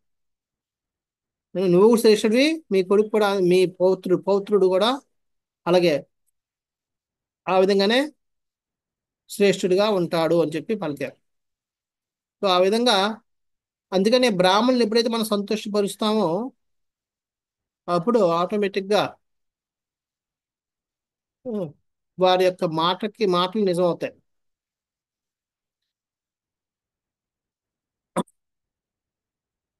ఇక్కడ మార్కండేయుడు మార్కండేయుడికి 11 సంవత్సరాల ఆయుష్. వాళ్ళ తల్లిదండ్రులు ఎంతో చింతిస్తూ ఉంటారు. అరే చెప్తారు అంటే మళ్ళీ జాతక చక్రం ప్రకారం 11 సంవత్సరాలు చనిపోతారని చెప్పి 11 సంవత్సరాలు అయిన ఆయుష్ అని చెప్తే వాళ్ళంతా చింతిస్తూ ఉంటారు. ఏం చేయాలని చెప్పి. అప్పుడు నారదముని వస్తారు. నారదముని వస్తే వీళ్ళు నారదముని దగ్గర తీసుకెళ్లి నారదముని పరిచయం చేసి అదే పరిచర్య చేయిస్తారు. అంటే సేవలు చేయించి ఆయన్ని సంతోషపెట్టి చాలా బాగా చూసుకొని చెప్పి పంపిస్తారు. వాళ్ళు చెప్పినట్టుగానే మార్కండేయుడు చాలా బాగా సేవ చేస్తే వెంటనే నారదముని దీర్ఘాయుష్మాన్ భవ అని చెప్పి దీవిస్తారు. దీవిస్తే తల్లిదండ్రులు వచ్చి అంటారు, స్వామి మీరు అన్న మాట నిజం అని మేము ప్రార్థిస్తున్నాను. నిజం అనేది నిజం అవుతుందట. లేదండి ఈయన ప్రకారం 11 సంవత్సరాల్లో ఇది నేను ఆయుష్ అంటాడు. లేదు లేదు జరగదు, చూడండి నేను చెప్తున్నాను అని చెప్పి ఆయన ఇప్పుడు నువ్వు వెళ్ళి నువ్వు తపస్సు చేయని చెప్పి తపస్సు చేయిస్తాడు. ఆయన ఆ తపస్సు చేసి ఆయన మార్కండేయుడు 11 కల్పాలకి నేను ఆయుష్ పెంచుకుంటాడు. సో ఈ విధంగా బ్రాహ్మణులు మనం సంతృష్టిపరిచి వాళ్ళ నోటంలో ఏదైనా మంచింది అంటే అది నిజమైపోతుంది. ఇక్కడ మనం ముందు అట్లా మనం చూస్తాం ఏ విధంగా అది నిజం అవుతుంటుంది, ఎందుకు అవుతుంటుంది అని చెప్పి మనకి వస్తుంది. ఈ దీంట్లో మనం చూద్దాం అవి ఎందుకు బ్రాహ్మణులు మనం సంతృష్టిపరచాలి, బ్రాహ్మణులు దాన ధర్మాలు ఎందుకు చేయాలి, వాళ్ళని ఎందుకు సంతోషపరచాలి, వాళ్ళని ఎందుకు మనం పోషించాలి, అర్హులైనంత మాత్రం మనం పోషించాలి, ఎందుకు మనం చేయాలన్నది మనం తెలుసుకుంటాం ముందు. అంచేత 16వ శ్లోకం మనం చూసుకుంటే తర్వాత దైవేన ప్రతిఘాతేన శుక్లే సంస్థాముపేయుషి ప్రాతవోనుగ్రహార్థాయ విష్ణున్నా ప్రభ విష్ణువా సారీ ప్రభ విష్ణునా బ్రాహ్మణులు పలికారు, సర్వశక్తివంతుడును సర్వవ్యాపియును అగు విష్ణుదేవుడు నీ యందు అనుగ్రహము కలవాడై పవిత్రమైన ఈ సంతానమును పునర్జీవితాన్ని కావించెను. తిరుగులేని మానవాతీత ఆయుధముచే నశింపనున్న సమయమున ఇతడు రక్షింపబడినాడు. బ్రాహ్మణులకు అందరికీ తెలిసిపోయింది చూడండి. ఇది అంతరంగంగా జరిగినప్పటికీ బ్రాహ్మణులు అంతా చూడగలుగుతున్నారు. అందుకని వాళ్ళు అంత అంత ఇదిగా చూడగలుగుతున్నారు కానీ వాళ్ళందరూ అర్హులు. దానాన్ని గ్రహించడానికి వాళ్ళు అర్హత కలిగిన వాళ్ళు.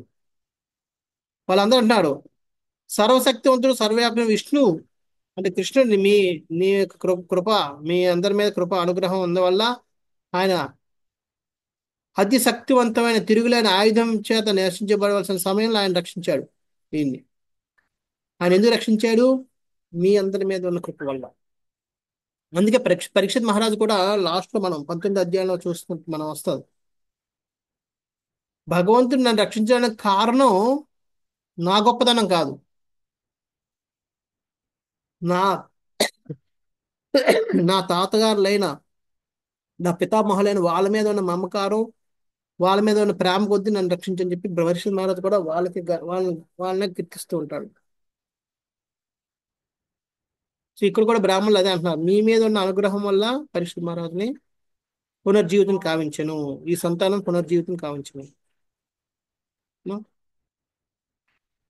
ఇక్కడ ప్రభుపాద వారు చెప్తున్నారు, అక్కడ ప్రభుపాద వారు భాషలో రెండు రెండు కారణాలు చెప్తున్నారు పరీక్షిత్ మహారాజుని ఎందుకు కృష్ణుడు రక్షించాడని చెప్పడానికి. సర్వశక్తవంతుడును సర్వవ్యాపి నాకు విష్ణువు శ్రీకృష్ణ భగవానుడు చే రెండు కారణముల వలన బాల పరీక్షిత్తు రక్షింపబడినాడు. ఏటా రెండు కారణాలు. మొదటి కారణము బాలుని పవిత్రత. అంటే మొదటి కారణం ఏంటి? బాలుడు యొక్క పవిత్రత.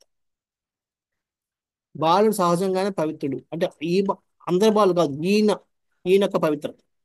పరీక్షిత్ మహారాజు ఆయన శుద్ధ భక్తుడు ముందుగానే. అది ఎలా తెలిసిందండి? తెలిసిపోద్ది. భగవంతుడు గారు ఆయన తెలుస్తుంది, మనకు తెలియదు కానీ. తల్లి గర్భం గల ఆ బాలుడు కృష్ణ భక్తుడైన కారణమున పవిత్రుడే అందరి మొదటి కారణము. చెప్పారు కదా, ఆయన సహజంగానే కృష్ణ భక్తుడు. అంచేత కృష్ణ భక్తుడు కాబట్టి ఆ జీవిని రక్షించే బాధ్యత, అటువంటి జీవులు కృష్ణ భక్తులకి రక్షించే బాధ్యత కృష్ణుడు కాబట్టి కృష్ణుడు దాన్ని ఎంతో దిగ్విజయంగా నిర్వహించాడు, రక్షించాడు, ఆయన బాధ్యతను ఆయన నెరవేర్చాడు. అది.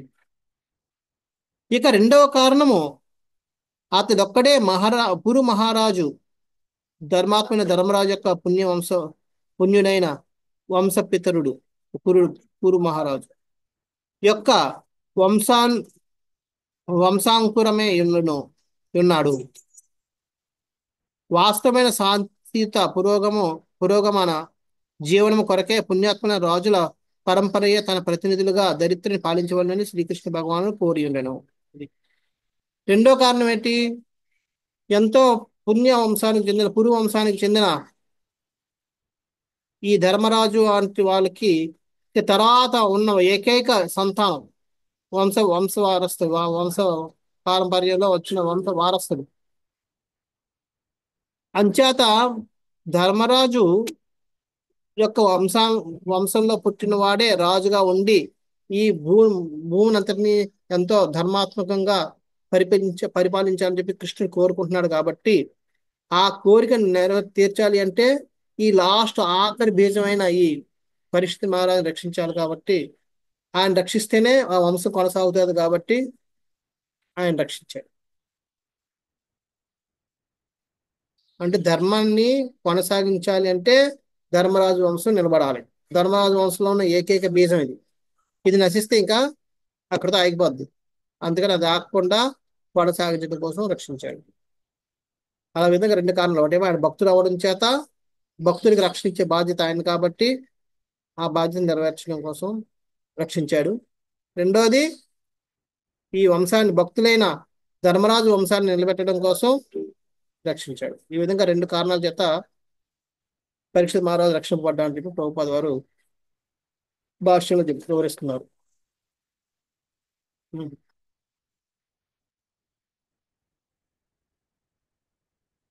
తస్మాన్నామ నామ్నా విష్ణురాత ఇతి లోకే భవిష్యతి నా సందేహో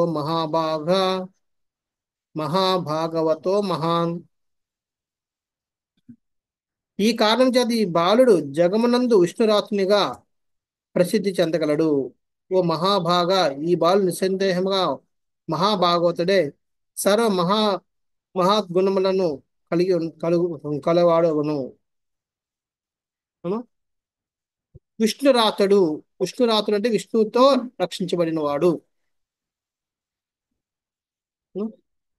అని అర్థం. అంచేది ఈ బాలుడు విష్ణుతో రక్షించబడిన వాడుగా ప్రసిద్ధి చెందుతాడు. అందుకే పరీక్ష మహారాజ్ ఇంకొక పేరు విష్ణురాతుడు, విష్ణుతో రక్షించబడిన వాడు అని చెప్పి. సో ఈ విధంగా బ్రాహ్మణులు పరీక్షిత్ మహారాజు యొక్క గొప్పతనాన్ని పొగుడుతున్నారు.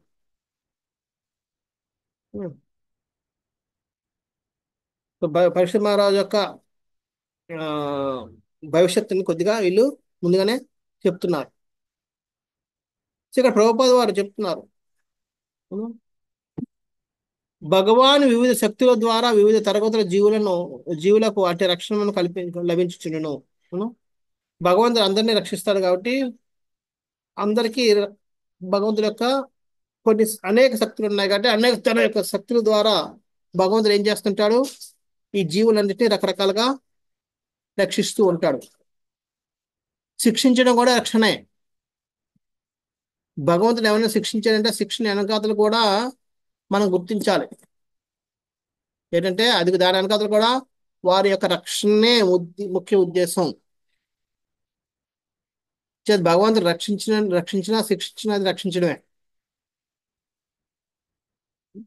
అంచేత భగవంతుడు వివిధ శక్తుల ద్వారా రక్షిస్తాడు. కానీ ఇక్కడ ప్రభుపాద కానీ శుద్ధ భక్తుల విషయంలో మాత్రము అతడే స్వయంగా రక్షణను కూర్చును. శుద్ధ భక్తుల విషయంలో మాత్రం ఆయనే స్వయం వస్తాడట. అందుకనే మహాభారత యుద్ధంలో ఆయన స్వయంగా అక్కడ ఉన్నాడు. పరీక్షిత్ విషయంలో పరీక్ష ఉన్నప్పుడు ఆయన సుదర్శన చక్రం వదిలేస్తే సుదర్శన చక్రం బ్రహ్మాస్త్రాన్ని చేస్తుండేది. అలా చేయలేదు, స్వయం ఆయన వెళ్ళాడు. మనం ఎప్పుడైనా అంతే, కొంతమంది ఎప్పుడైతే మనం బాగా మంచి మంచి లక్ష్యం మనకి చాలా ఆప్యాయాలు వస్తే మనమే ముందు మనం ఎదురెళ్ళి వాళ్ళని స్వాగతం పలుకుతాం. అలా కాకపోతే ఆయన లోపలికి వచ్చిన తర్వాత మనం పలకరిస్తాం. వెళ్తే వాళ్ళు వచ్చి రూమ్కి వెళ్ళిపోయిన తర్వాత రూమ్కి వెళ్ళి మనం పలకరించి వస్తాం. సో అదే విధంగా భక్తుల విషయంలో భగవంతుడు స్వయం వెళ్తాడు. మిగతా జీవుల విషయంలో తన కర్తవ్యం కాబట్టి జీవులందరినీ రక్షణ కల్పించడం ఆయన తన యొక్క వివిధ శక్తుల ద్వారా ఆ రక్షణని కల్పిస్తూ ఉంటాడు. అది చెబుతూ దాంట్లో 3 రకాలైన భక్తుల కోసం ప్రభుపాద వారు ఇక్కడ వివరిస్తున్నారు. కనిష్ట అధికారి, మధ్యమ అధికారి, ఉత్తమ అధికారి. అదే కనిష్ట భక్తుడు, మధ్యమ భక్తుడు, ఉత్తమ భక్తుడు. ఇందులో వాళ్ళ యొక్క లక్షణాలు చెప్తున్నారు. కనిష్ట అధికారి లక్షణాలు ఏంటంట, మందిరములకేగి ఆస్తిక విజ్ఞానమున తగినంత జ్ఞానం లేకుండా శ్రీ విగ్రహములకు పూజాదులను గూర్చుచు భగవద్భక్తులకు ఏమాత్రము గౌరవమును నొసుకుని వాడు కనిష్ట అధికారి అని పిలువబడి. ఇక్కడ ఏమంటున్నారు, ఆస్తిక జ్ఞానం, ఆస్తిక విజ్ఞానం అంటే ఆస్తికం అంటే ఆధ్యాత్మికం అని. ఆధ్యాత్మిక జ్ఞానం ఉండదు అంతగా, ఏదో కొంతమంది ఉంటారు కాబట్టి అటువంటి వాళ్ళు వెళ్ళి మందిరంలో భగవంతుడికి సేవలు చేస్తారు, భగవంతుడికి అన్ని చేస్తారు. కానీ భగవంతు భక్తులు మాత్రం వాళ్ళు గౌరవించరు, భగవంతు భక్తులు పూజించరు, ఆరాధించరు. కానీ భగవంతుడే స్వయం చెప్తాడు, నన్ను గంచి తదీయం అంటే నా భక్తులు, తదీయ ఆరాధన శ్రేష్టం అని చెప్తాడు. నా ఆరాధన కంటే నా భక్తుల ఆరాధనే శ్రేష్టం అని చెప్తాడు. భగవంతుడు స్వయం చెప్తున్నాడు, ఉద్ధవుడు చెప్తాడు. సో అటువంటిప్పుడు అది అది గ్రహించరు, ఎందుకని సంపూర్ణ జ్ఞానం లేదు కాబట్టి. వాళ్ళు ఏంటంటే భగవంతుడికి సేవ. అది చాలా మంది అందుకే అంటుంటారు, దీక్షలు ఎందుకండి, నేను నాకు భగవంతుడి మధ్యలో ఈ గురువులు వీళ్ళందరూ అవసరమా? అవసరం. వాళ్ళ సేవ చేయడం వల్లే మన భగవంతుడిని మనం ఆ, పరచగలుగుతాం, లేకపోతే భగవంతుడిని సంతోష పెట్టలేం. సంచేత ఇక్కడ వారికి అంత ఆధ్యాత్మిక జ్ఞానం ఉండదు కాబట్టి వాళ్ళు ఏమనుకుంటారు, భగవంతుని పూజలు చేయాలి అంతేగాని వీళ్ళెవరికి కాదు అన్న భావనలో ఉంటారు. అది కనిష్ట అధికారి. మధ్యమ అధికారి ఎలాగుంటారట, సమస్తమును శ్రీకృష్ణు యందు గాంచుటే గాక, లేదా భగవానికి చెందిన సమస్తమును గాంచుటే గాక, భగవాన్ చెందిన సమస్తమును గాంచుటే గాక, ప్రతిదాని యందును భగవానుతో గల నిత్య సంబంధమును దర్శించుచు దేవదేవుని తప్ప అన్యమును తమ దృష్టి పరిధిలో కలిగి ఉండని వారు. సారీ, మహాభారతం అయితే సారీ రెండోది కదా, రెండవ తరగతి వారు భగవాన్ నిజమైన సేవాభావం వృద్ధి చేసుకుని ఉందరు. ఆ విధంగా వారు ఒక స్థాయి భక్తులతో సాంగత్యం నేర్పుచు, ప్రారంభ దశలో ఉన్న వారి అనుగ్రహం చూపుచు, నాస్తికులను పరిత్యజించు ద్వితీయ శ్రేణి భక్తులుగా పిలువబడుదురు. రెండవ వాళ్ళు ఏంటి, భగవంతుడి పట్ల నిజమైన ప్రేమ.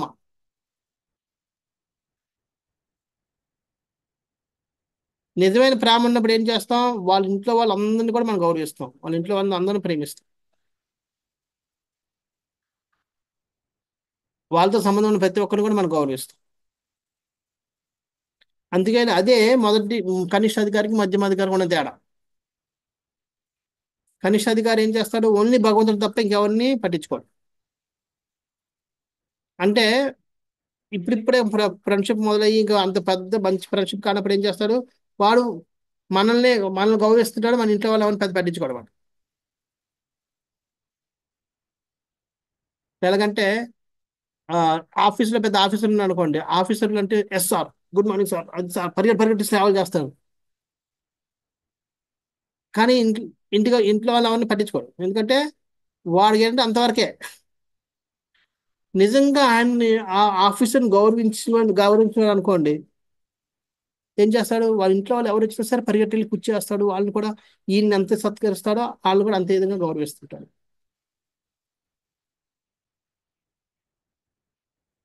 సో అది మధ్యమధికారి. మధ్యమధికారి సహజంగా భగవంతుడి మీద ప్రతి ప్రేమని పెంపొందించుకుంటాడు, సేవాభావాన్ని పెంపొందించుకుంటాడు కాబట్టి. ఆ సేవాభావం ఉంది కాబట్టి అది ఆ సేవ భగవంతుడి వరకే కాకుండా భగవంతుడితో సంబంధం ఉన్న ప్రతి వ్యక్తికి, ఆ భక్తుడు అవ్వచ్చు, వస్తువు అవ్వచ్చు, ఏదైనా సరే ప్రతి ఒక్కరితోటి వాళ్ళు ఆ మంచి భావాన్ని, మంచి గౌరవ భావాన్ని, సేవా భావాన్ని ప్రదర్శిస్తూ ఉంటారు. అందుకని వాళ్ళు మనుషుల్లో ఉన్న సేవా భావాన్ని బట్టి వాళ్ళు వారితోటి వ్యవహరిస్తూ ఉంటారు. ఎలాగా, ఒక స్థాయి భక్తులతో సాంగత్యం నేర్చు, ఎవరైతే తనకంటే ఉత్తమంలో ఉన్నారో వాళ్ళ యొక్క సాంగత్యాన్ని కోరుకుంటూ వారి యొక్క సాంగత్యం ఉండాలని కోరుకుంటుంటాడు. ప్రారంభ దశలో అంటే ఎవరైతే కనిష్టంగా తనకన్నా చిన్నారో వాళ్ళ పట్ల కరుణాభావం చూపిస్తూ వాళ్ళు బుద్ధి చెందాలని ప్రయత్నిస్తూ ఉంటాడు. అలా కాకుండా నాస్తికులు ఎవరైతే భగవంతుడిని ద్వేషిస్తారో వాళ్ళని దూరం పెడతాడు, వాళ్ళని నేను కూడా దగ్గర రానివాడు. సో ఈ విధంగా భగవంతుడు ప్రతి ఒక వ్యక్తికి ఉన్న నమ్మకాన్ని బట్టి వీళ్ళు కూడా ఆ విధంగా వ్యవహరిస్తూ ఉంటారు. వాళ్ళు మధ్యమ అధికారులు. ఉత్తమ అధికారి అంటే ఇంకెవరంటే, సమస్తమును కృష్ణుని యందు గాంచుటే గాక, భగవాను చెందిన సమస్తమును గాంచుటే గాక. అంటే ప్రతిదీ భగవంతుని చూడగలుగుతారు, భగవంతుడు అన్ని కూడా భగవంతుడు అని చూడగలుగుతారు రెండు. యూనో? ఓ, ఇది కూడా భగవంతుడిదే, నాది కాదు, అంచేదని భోగించాలనే కోరిక ఉండదు. ఎప్పుడైతే ఒక కారు వేరే వాడిని తెలిసినప్పుడు మనం పట్టించుకో. ఏదైనా మనం ఒకటి ఉంది అనుకోండి, షాప్ లో ఒక చీర నచ్చింది, ఆల్రెడీ కొనేసారండి, ఆ కొనేసారి వదిలేయండి, అయితే ఇంకోటి చూడండి, ఇంకోటి తీయండి అంటాం.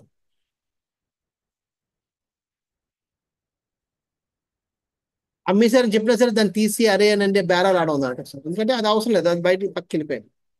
సో అదే విధంగా ప్రతిదీ కృష్ణుడికి చెందిందని చూస్తారు కాబట్టి వాళ్ళు భోగించాలనే కోరిక ఉండదు వాళ్ళకి. అదే కృష్ణుడిది కాబట్టి కృష్ణుడే భోగించాలి, మనది కాదు అది.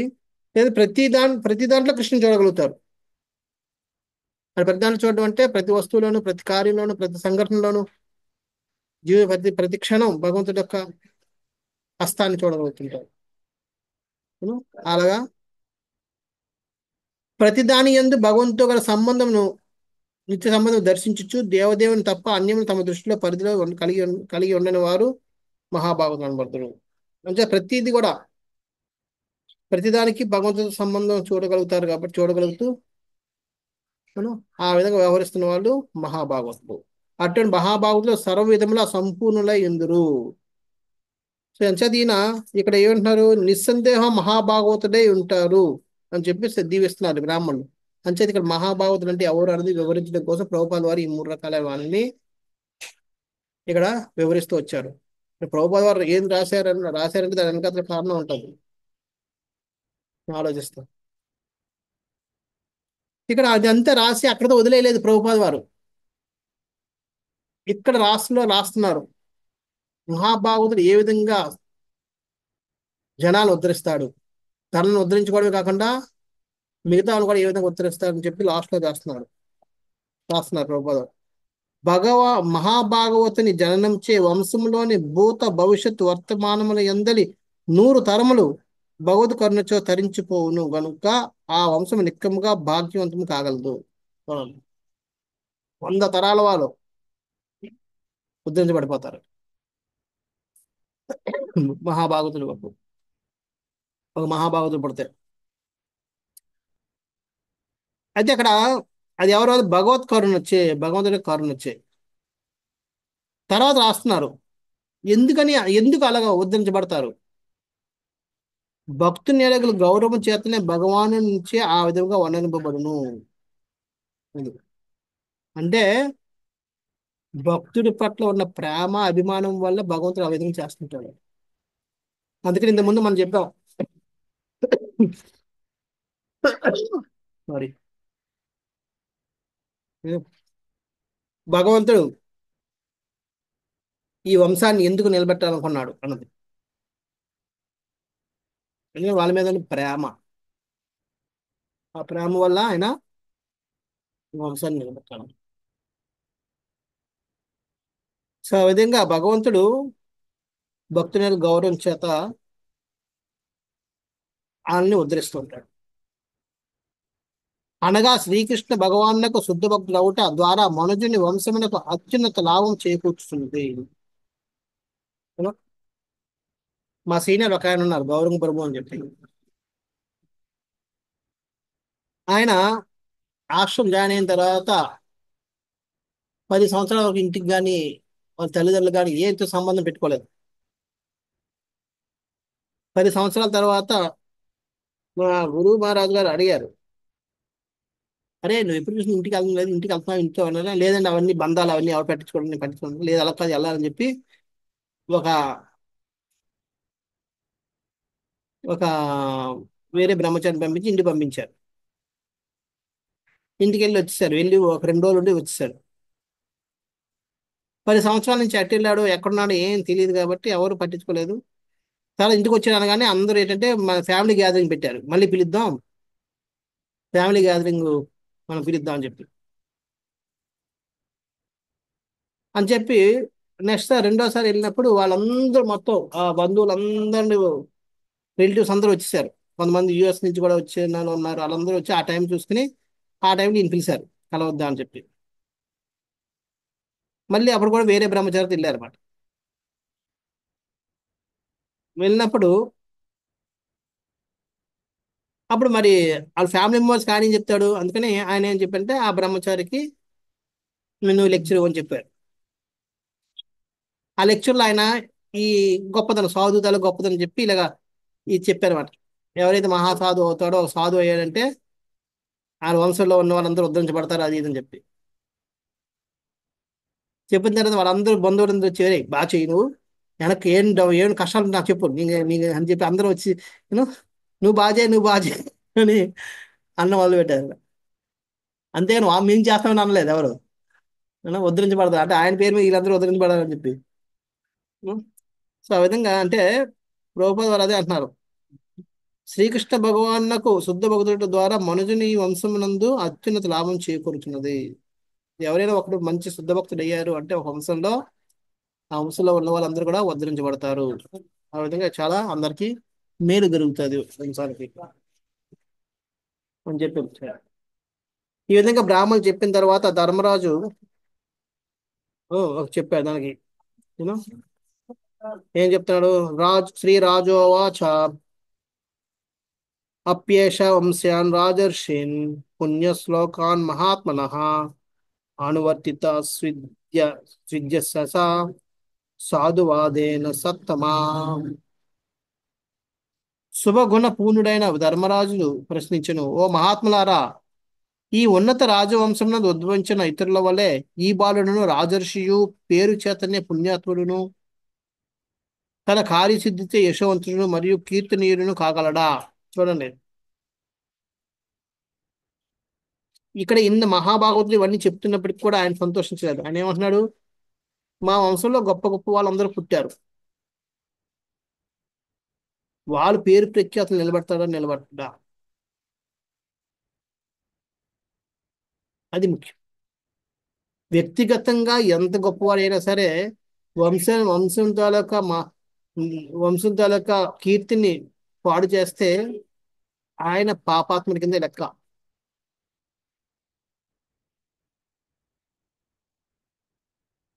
అందుకనే అంత అందుకని పూర్వం ఆ వంశానికి అంత ఉమ్, గొప్ప ఇది ఇచ్చేవారు. ఉం? అందుకే ఏమంటున్నాడు? ఉన్నత రాజవంశంలో ఉద్భవించిన ఇతరుల వలె మాది ఉన్నతమైన రాజవంశం, మా దాంట్లో ఎంతో మంది ఉన్నతులు ఉద్భవించారు, వాళ్ళ వల్ల ఈ బాలు కూడా రాజర్షి అవునా. నాకు రాజు ఉత్తమ రాజు కాదు, రాజర్షి అవ్వాలైనా.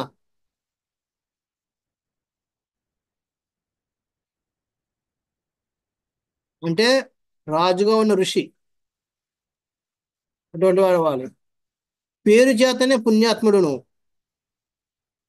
ఆయన పేరు ఉచ్చరిస్తే చాలు పుణ్యం రావాలి. అంత పుణ్యాత్ముడుగా ఉండాలి ఆయన, అంత గొప్ప వ్యక్తిగా ఉండాలి. ఆ పేరు తలుచుకుంటే పాపం రా బాబు అన్నట్టు ఉండకూడదు. కార్యసిద్ధి యశోవంతుడు అవ్వాలి.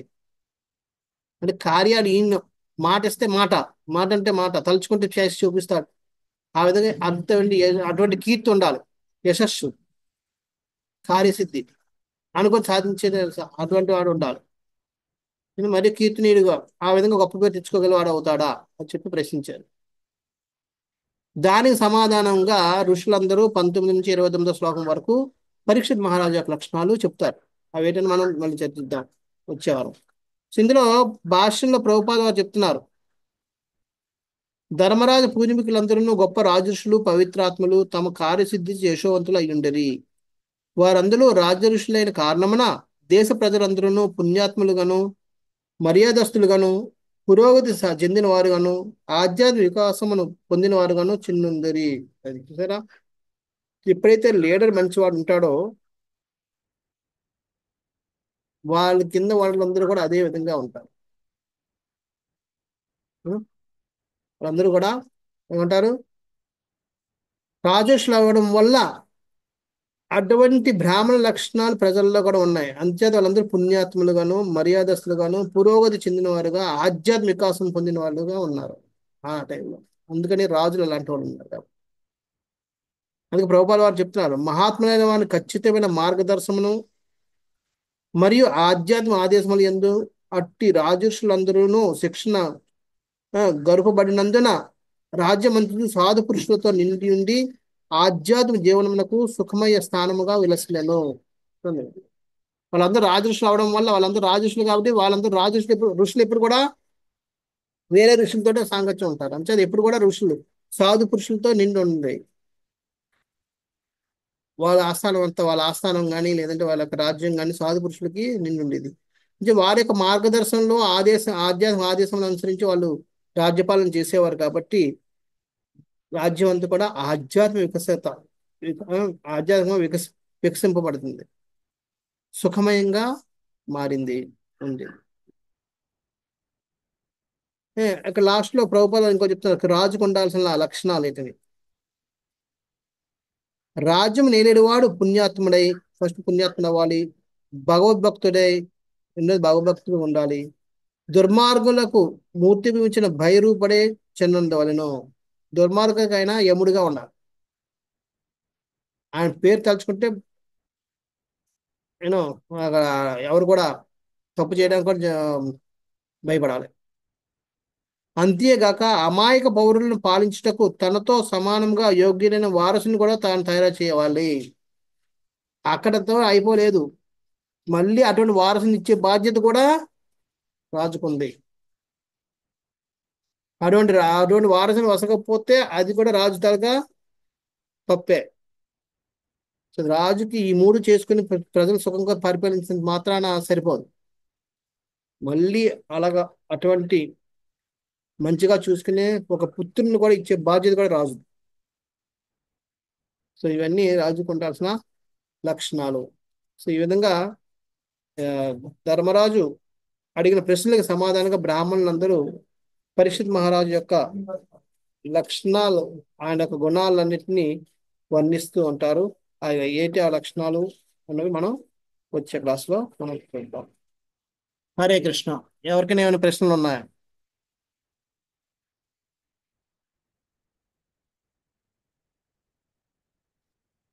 హరే కృష్ణ ప్రభుజీ, దండకరణ. ధన్యవాదాలు.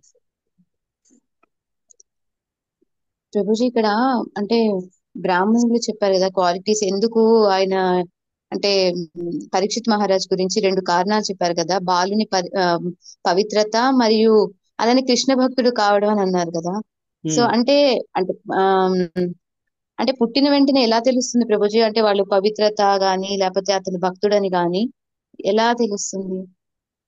ఆయన అంటే అందుకని నేను చెప్తుంది, బాలు యొక్క పవిత్రత అనేది ఎందుకంటే భగవంతుడు తెలుస్తుంది కదా, ఆయన జీవి ఏ జీవి అన్నది. ఆ అంచేత భగవంతుడికి ఆల్రెడీ తెలుసు ఈయన భక్తుడు అని. ఓకే. అంచేత ఆ భక్తుడు కాబట్టి ఆయన రక్షించాడు. అంటే ఎలాగైతే ఎలాగైతే ప్రహ్లాదుని ఇంద్రుడు తీసుకెళ్లిపోతుంటే కయాదుని నారదుని చెప్తాడు, ఈయన వల్ల ఎటువంటి ఎటువంటి అపకారం లేదు, ఎందుకంటే పుట్టబోయేవాడు మహాభక్తుడుగా పుడతాడు అని చెప్పి. అది భగవంతుడికి శుద్ధ భక్తులకి చూడగలుగుతారు భవిష్యత్తుని. ఓకే. అప్పుడు ఇంద్రుడు వదిలేసి వెళ్ళిపోతాడు. అర్థమవుతుందా? ఆ విధంగా అంటే వాళ్ళకున్న శక్తి అది. అంటే ఈయనకి కూడా ఏదైనా పూర్వజన్మలో అది అంటే ఏమన్నా ఉందా ప్రభుజీ, అంటే ప్రహ్లాదుడికి ఎలా అయితే ఉందో అలాగా? తెలీదు, అది ఎక్కడ గత జన్మ కోసం ఎక్కడ చెప్పలేదు.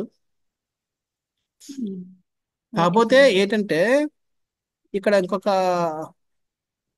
రక్షించాడు అంటే ఏదో గొప్ప కారణం ఉంటది కదా. అవును.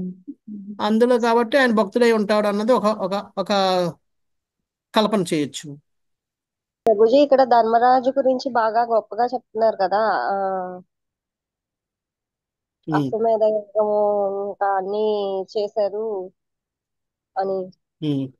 అప్పుడు అది అయ్యాక మొన్న ఎవరో చెప్తుంటే విన్నాను, అది అయ్యాక ఆయనకి కొంచెం అహంకారం వస్తుంది, నేను కాబట్టి ఇంత బాగా చేశానని. అప్పుడు కృష్ణుడు అది గ్రహించి బలి మహారాజ్ దగ్గరికి తీసుకెళ్తారు అని విన్నా. అక్కడ బలి మహారాజ్ ఏమో ఏం చేశావు అంటే నేను ఇన్ని దాన ధర్మాలు చేశాను అని చెప్తారు ధర్మరాజు. ఆ దాన ధర్మాలు అనేవి ఇక్కడ నా రాజ్యంలో అయితే ఒక గుప్పెడు గింజలు పెట్టిన పక్షి కూడా వచ్చి వాలదు అవి తీసుకోవడానికి, ఎందుకంటే వాటికి దానపూర్వకంగా ఇచ్చినవి ఏమి అవి గ్రహించవు, అయ్యే కష్టపడి సంపాదించుకుంటాయి, కాబట్టి నువ్వు పెద్ద గొప్ప ఏం కాదు అన్నట్టు చెప్పారు రోజు. అది అసలు కరెక్టేనా? ఏమో ఇప్పుడు నేను వినలేదు ఇది, తెలియదు నాకు దానికోసం, అదొక స్టోరీ ఉందేమో మరి చూడాలి. ఆ. ఆయనకి అసలు అహంకారం అన్నది వచ్చిందా అన్నది నాకు డౌట్ వచ్చింది. తెలియదు మరి అంటే నాకు అది అహంకారం అనేది మీ ఫస్ట్ టైం, ఎందుకంటే రాజసూయజ్ఞం కృష్ణుడు చేయమని అనేది చేస్తాడు, చేసిన తర్వాత కూడా ఆయన బాధపడుతూ ఉంటాడు ఇంకా నేనే కారణం. మరి ఇది ఉమ్. ఎక్కడ, మరి ఎక్కడ ఉందో ఆయనలో తెలియదు. ఉన్న చిన్న దోషం అదొక్కటే ఆ టైంలో వచ్చింది, అది కూడా పోగొట్టారు కృష్ణుడు అని చెప్పారు. ఏమో మరి తెలియదు నాకు అది. ఇప్పుడున్న ప్రెసెంట్ కి గవర్నమెంట్ ఊరికే అన్ని ఇస్తుంది, అట్లాగా మనం ఫ్రీగా వస్తున్నాయని అన్ని తీసుకుంటున్నాము. ఆ టైంలో అసలు ఏవి తీసుకునే కాదంట అట్లాగా. వాటికి ఇప్పుడు ఇందాక మీరు చెప్పారు కదా, అర్హత ఉండాలి మనం ఏదైనా స్వీకరించాలి అంటే అని. ఏమో మరి తెలియదు, నాకైతే అది తెలియదు. ఇది ఆ, ఈ స్టోరీ నేను మొదటిసారి మీ నుంచి వింటున్నాను. నేను విన్నదే ప్రభుజీ, ఎవరి అదే అదే దగ్గర అదే మీ నుంచి వింటున్నాను. మీరు, నాకు తెలియదు దానికోసం. చూద్దాం, ఎవరిని అడిగి చూస్తాం. ఆ, అది అసలు వాళ్ళు కల్పించుకున్నారా లేకపోతే ఇప్పుడు జరుగుతున్న బట్టి వాళ్ళు ఊహించారా? తెలియదు తెలియదు. సరే థ్యాంక్ యూ. మరి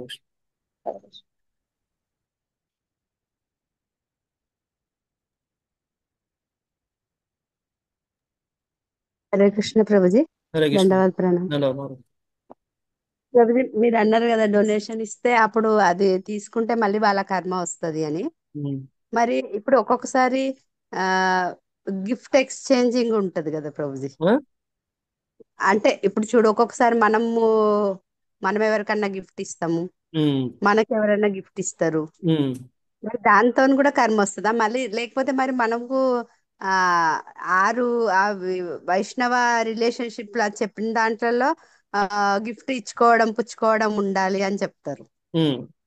మరి ఇప్పుడు మనము ఎవరికన్నా ఇయ్యడము, మరి ఎవరి దగ్గరైనా మనం తీసుకోవడము, ఇప్పుడు అంటే ప్రభుజీ వాళ్ళు రెండు ఇచ్చిర్రు అనుకో, మనం ఒకటి ఇచ్చిన దాంట్లో మనకు కర్మ వస్తుందా మళ్ళా? మనకు అది తెలియదు కదా ప్రభుజీ, మనం ఎంత వాళ్ళకి ఇవ్వాలి, వాళ్ళు మనకి ఎంత ఇవ్వాలి అని. అందుకనే అందుకని పూర్వం అనేవారు, ఇప్పుడు ఇప్పుడు లేదు కానీ, ఏది ఏది కూడా ఏదైనా గిన్నె ఏది ఇచ్చినా ఖాళీ గిన్నె ఇవ్వకూడదు అని చెప్పి, తెలుసా? అవునవును, అంటే ఏదన్నా వేసిస్తారు, చక్కెర అన్న ఆ, వేసిస్తారు ఏదో ఏదన్నా. ఒకటి. అంటే దాని ఉద్దేశం ఏంటంటే గ్రహణాది ప్రతిగ్రహణాది, ఉమ్. అది మన చెల్లి అంటే, మనం ఎవరైనా ఇచ్చారంటే మనకి తిరిగి వెనక్కి ఇవ్వకపోతే పాపం. అర్థమైంది ఆ, కదా? ఉమ్. ఇక్కడ నీ గ్రహించడం అనేది దానం వేరు. ఇప్పుడు నేను దానం అంటే అర్థం ఏంటి, నేను వెనక్కి ఇవ్వను కదా ఇంకా. అవును. అంటే అప్పుడు నేనేంటి, వెనక్కి ఇవ్వను కాబట్టి నేను ఆయన తాలూకా పాపం తీసుకొని రెడీగా ఉన్నానని అర్థం. కానీ ప్రభుజీ అప్పుడప్పుడు గిఫ్ట్ విషయంలో కూడా ఒక్కొక్కసారి మనం రెండు ఇవ్వచ్చు, వాళ్ళు ఒకటి ఇవ్వచ్చు, అంటే చెప్పలేం కదా ఆ ప్రతిసారి మనం ఎక్క- ఎక్స్చేంజ్ చేస్తామనే షూర్ లేదు కదా. ఎలాగంటే అప్పుడు తప్పు కాదు. చూడండి, ఉమ్. ఇప్పుడు కోటీశ్వరుడికి ₹1,00,000 ఇవ్వడం చిన్న విషయం, మనకి ₹1,000 ఇవ్వడం పెద్ద విషయం. మన స్థాయికి ₹1,000 ఎక్కువ, ఆయన స్థాయికి ₹1,00,000. సో ఆయన ₹1,00,000 గిఫ్ట్ ఇచ్చినప్పుడు మన ₹1,00,000 గిఫ్ట్ ఇవ్వాలని లేదు. మనం ₹1,000 గిఫ్ట్ ఇచ్చినా సరిపోద్ది. ఓకే. అర్థం అవుతుంది కదా? అంటే మన స్థాయిని బట్టి, మన మన స్తోమతను స్థాయిని బట్టి బట్టి. మనం ఇవ్వాలి. అది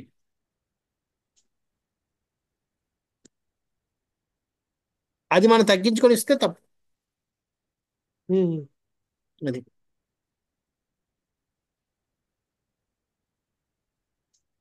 హరే కృష్ణ. చాలా మంది అదే చేస్తారు. ఇప్పుడు ఇప్పుడు డబ్బులు లేని వాడు 500 మనకి ఇస్తాడు, మనకు స్థామత ఉంది, మనం ₹1,000 5,000 అయినా ఇవ్వగలం. మనం అడిగే ఇప్పుడు పూర్వం అందుకనే రాసుకునేవారు. ఏనా కోసం ఆ, వచ్చి పుస్తకాలు తెస్తారు, వాడు ఎంత ఇచ్చాడు మన పెళ్లికి, ఓ అది అవును. అవును. అంటే మనం అంటే 500 ఇప్పటికి ఇచ్చాం. కూడా అది ఇప్పటికి కూడా తప్పు, రాస్తారు ప్రభుజీ అది కొంతమంది. తప్పు. అది ఉమ్. ఆడ 500 ఇచ్చాడు, మనం 500 వస్తే మనం తెలియకుండా కరం తెచ్చుకుంటున్నాం, ఎందుకంటే మన స్థామత ఉంది. అవును. సో వాడి 500 చాలా ఎక్కువ అయి ఉండొచ్చు. ఉమ్, మనం ఇవ్వగలిగితే 5,000 ఇవ్వగలిగితే ఇవ్వడం అది మన ధర్మం. మన 500కి 500 అనుకుంటే కర్మ ఎంత కొంత ఉంటుంది మన కర్మ.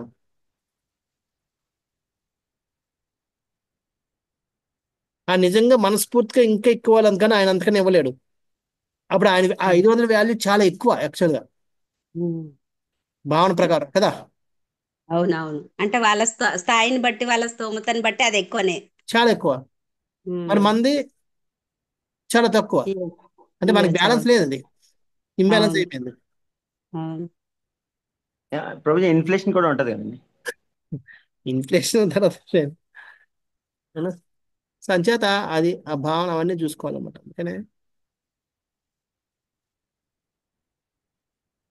అందుకని దదాది ప్రతిగ్రహణాది అన్నది. ఉమ్.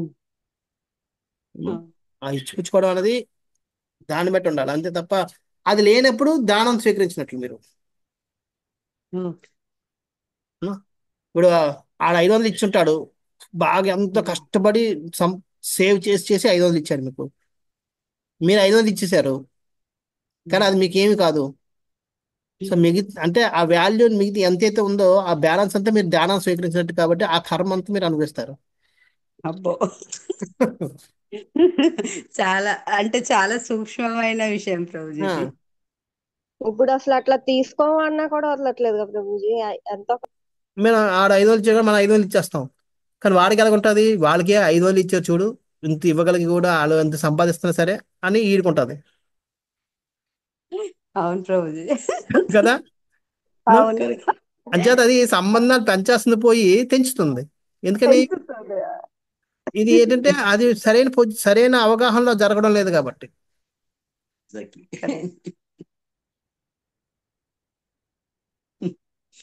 అందుకని ఎప్పుడైతే వైదిక సిద్ధాంతాన్ని మనం అర్థం చేసుకోకుండా మనం ఎప్పుడైతే ఏదైనా చేస్తామో ఏమవుద్దంటే దాని ఫలితాన్ని ఏది ఫలితం రావాలి అది రాదు.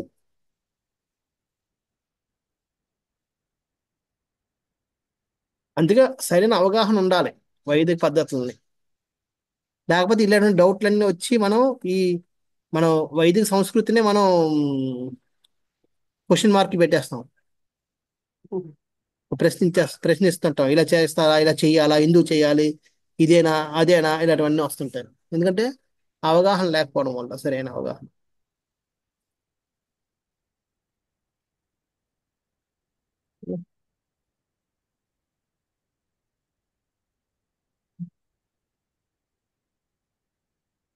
ఈ విధంగా మనం